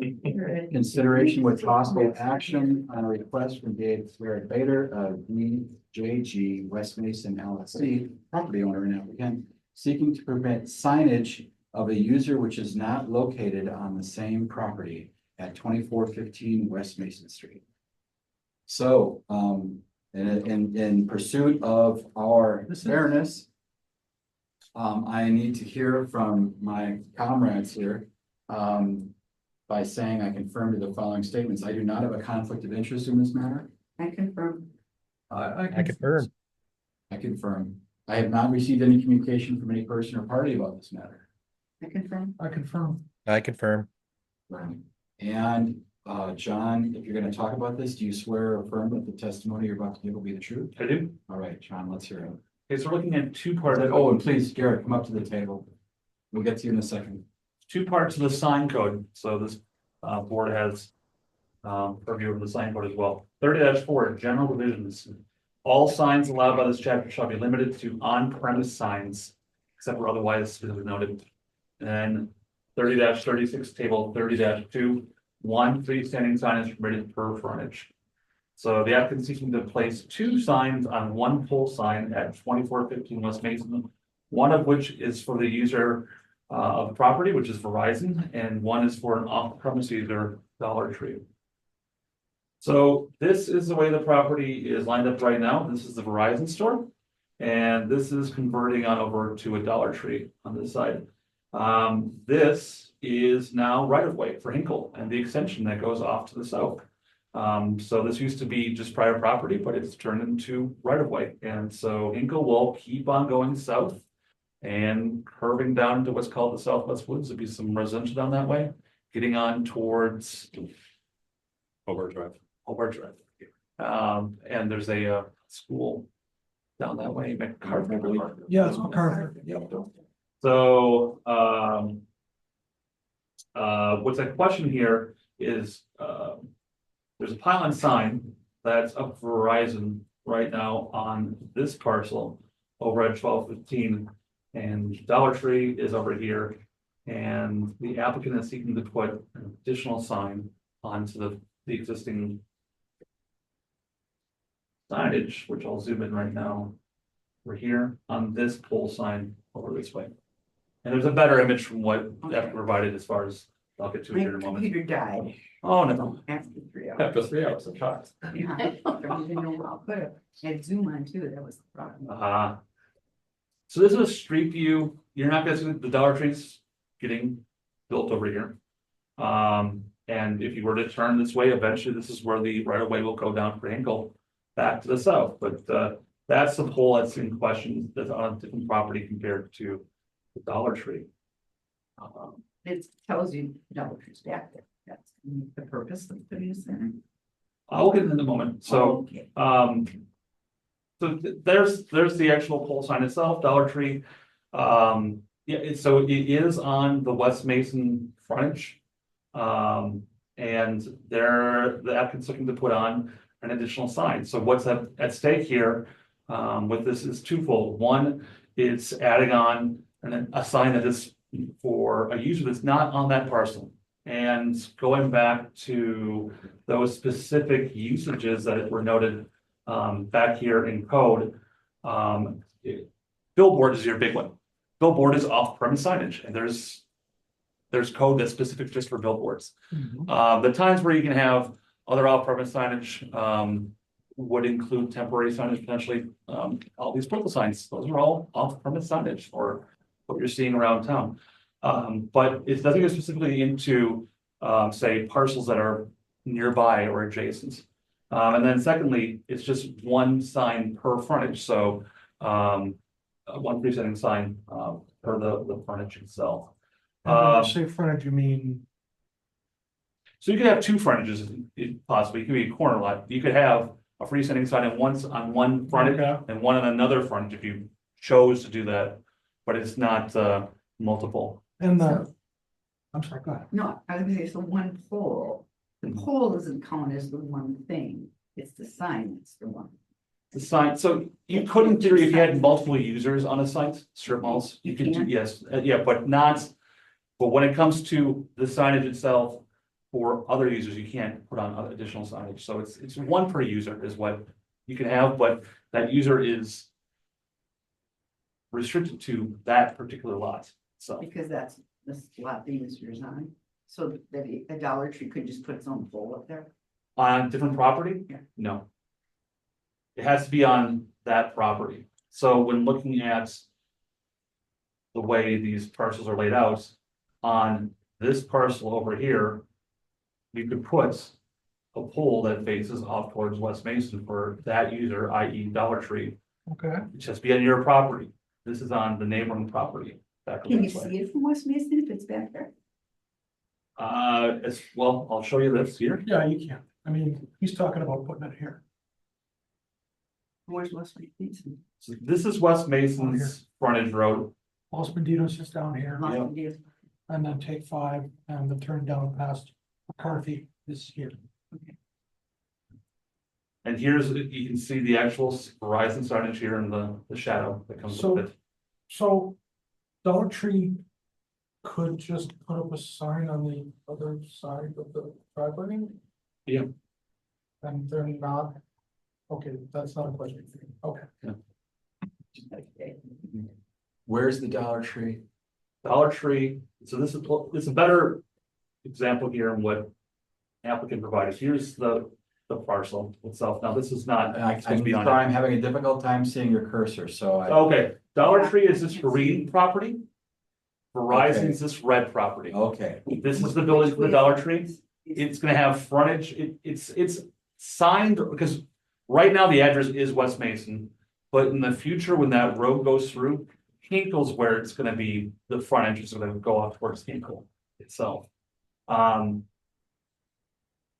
But this is a corner lot, and it has frontage in both West Mason and a Hinkle shared entrance. driveway for both uses, so it's And, on one side. and they're gonna tear down that existing, or they have torn down that existing building? Or that building's gonna become, This is being renovated to turn into a Dollar turn it into, okay. And so I'll take us back to the street view. Yep. So That this page is looking westbound Mm-hmm. at the intersection of West Mason frontage and Hinkle. To your left is the Applebee's and the strip mall. Behind you is Los Banditos. To the right is Schlotsky's and Oneida One Stop. And your way to get to Walmart and Festival. Yep.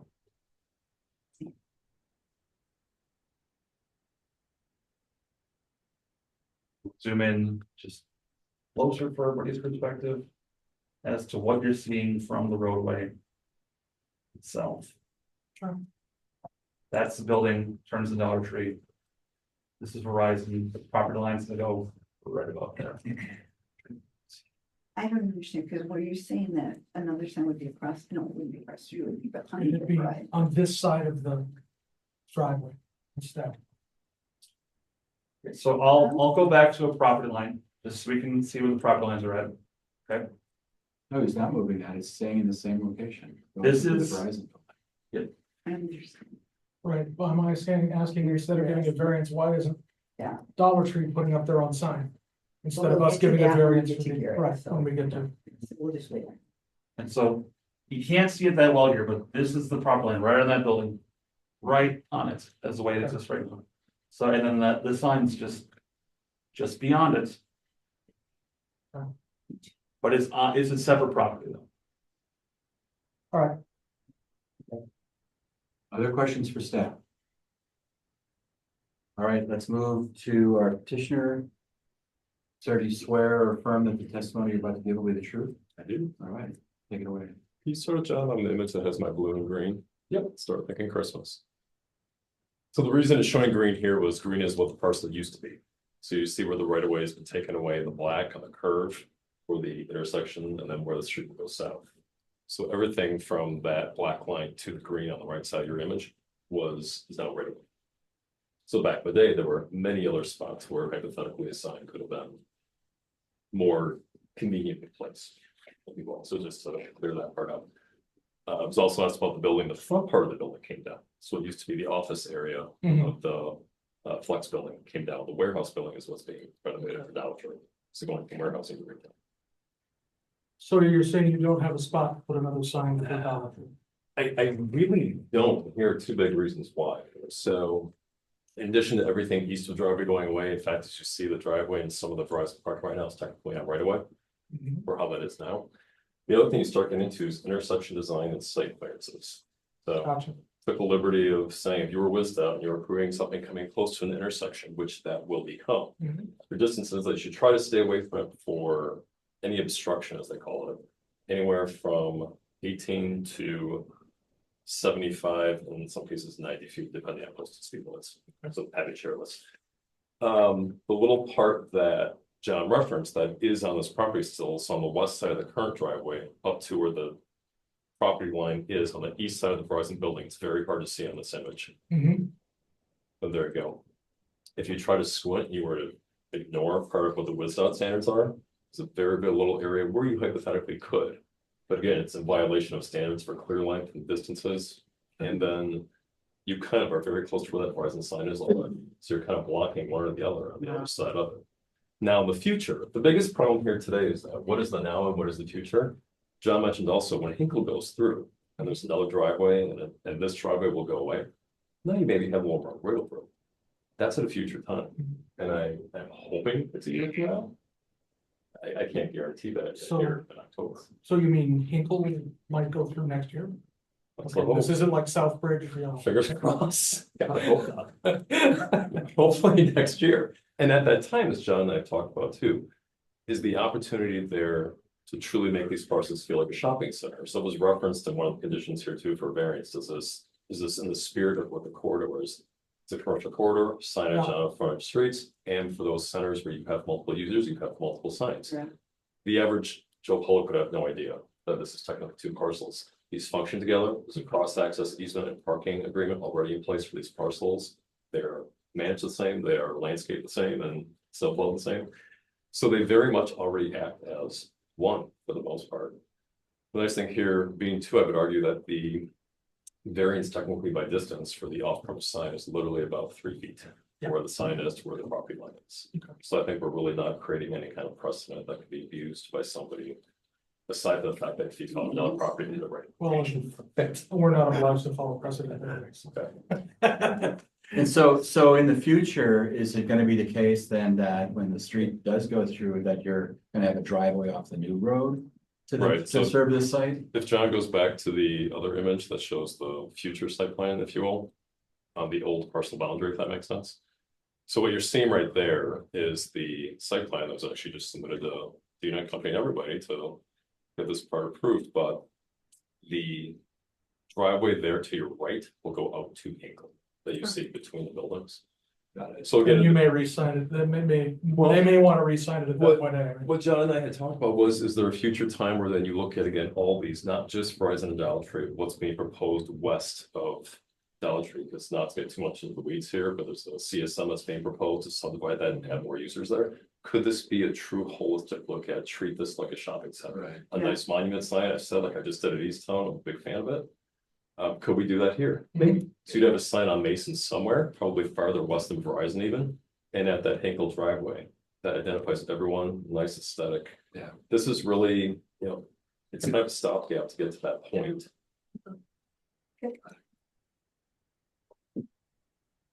Do these properties all have the same owner as you, or is it all in agreement with the landscaping and everything? So the red parcel is me, the green is me, and then the parcel to the west or to the left of red as you see there. Now, that being the case, even if I were to sell them, there's a cross access easement that runs with the land on it. So it drives with certain things are possible or not possible. So theoretically, you are, in a sense, acting as a shopping center, not intentionally, but that would work out for you. Okay. Correct, and that's really the spirit, that's what's trying to be shown here is that, you know, again, if I said before, could you wink and squint and try to ignore the DOT stuff and say, okay, put one right there, but kind of the spirit is, can you treat it like a shopping center and make it feel like one, it's being managed and landscaped and operated as one effectively right now. Got it. Other questions for the petitioner? Now you can name the shopping center as a condition of approval. There is some. Oh, dear. All right, any other questions for our petitioner or for staff? I guess, do we need to make any type of condition if there, like, say, a third property were to be added to that one, where a sign would have to have like a condition on there, okay, to add up to one more tenant on that pole right now, or is that something we'd have to broach later on? I think we just let that be a problem for the future board. Yeah, I don't wanna go beyond what the request is here. Okay. But thank you for suggesting it. Other questions? Is just the number of identities on the non-property side, is it just the one item? It's two. Or do we have two? Okay, what's the other piece here? So it said you're limited to on-premise signage. The request is to have something that's all from. Technically. And then it's one per user. There's only one user on this site, and that's Verizon. That made me very nervous for a second. Like, what did I do? So in that case, you're adding a But it's second kind of signage. the other side of the coin of. Understood, Yeah. but I think the technicality does matter on this. I will note if this board feels it is appropriate to approve, the condition should be noted that what's being requested here is for the Dollar Tree or the user on the site over at 2405. Yeah, the specific use That's as specific. requested, not Fred's Bake Shop, which is gonna go in behind or something like that in a couple of years or They something. make me croissant. User on site at 2305 2405 West Kingston. 240. All right, well, it sounds like we're at the deliberation stage here, and if we can, let's see if this request can meet our tests. Okay. Anybody want to give that a shot? May we have the test? Yes, just a moment, please.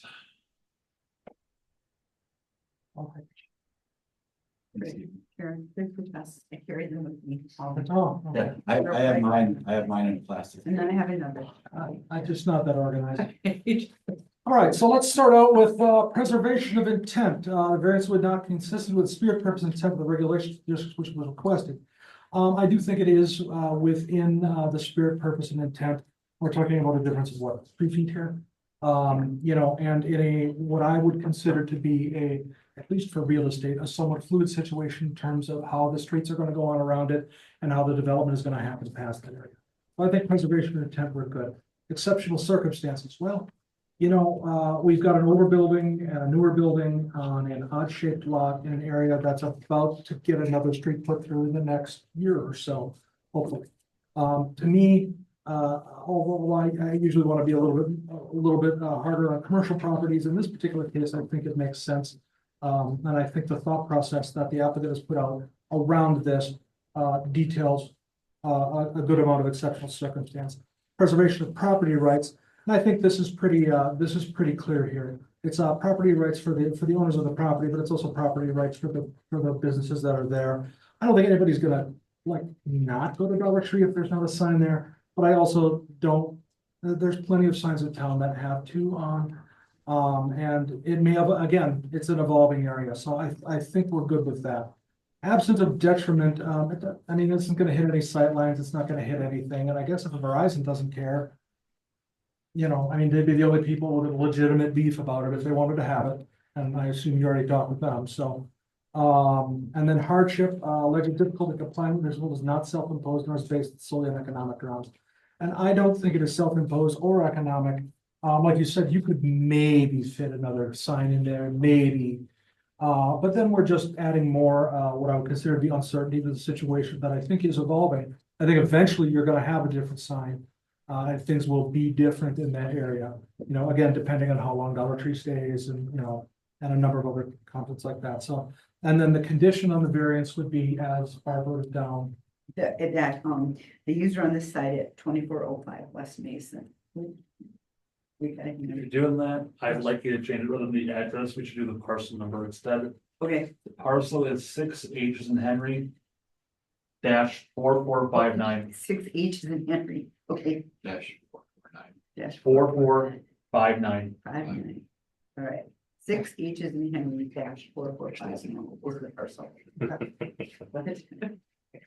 All right, so then, I would mention it as a motion. yeah, and I'll make a motion based on my previous discussion of the requirements and the condition, and Barbara, read that out. That the user on, it's, the sign is to be for the user on the site and the parcel 6 H4459. And I'll make that motion then based on that to approve the appeal with that one condition. Second. Okay, we've got a motion and a second to approve with the condition. Any further discussion? John? Is this for both? Yes, this is This is both, for both. both elements met the tests. No, I didn't intend it for Yeah. All those in Any further discussion? Hearing none, all in favor, say aye. Aye. Aye. Aye. Opposed, motion carried. Folks, thank you. Please find some dinner. No, I mean, actually. All right. Words now. Informational, our next meeting is November 18th. Yay. And I may, oh no, that's a Monday. I was gonna say I may be tardy, but I've got a meeting, we got a meeting the next night. The next night, yeah. And I have a daughter, who's supposed to up in there. Gonna be here. All right, that's a bonus. Yeah, I didn't want it to be that day, but that's when the school was. Thank you. Thanks, John. Take care. Okay, this is like meeting 10 without a public hearing. Looking forward to having one someday. But, you know, but if there's no further business, I'd entertain a motion to adjourn. Move to adjourn. Second. All right, all those in favor say aye. Bye. Bye. Night, everyone. Night. Thanks.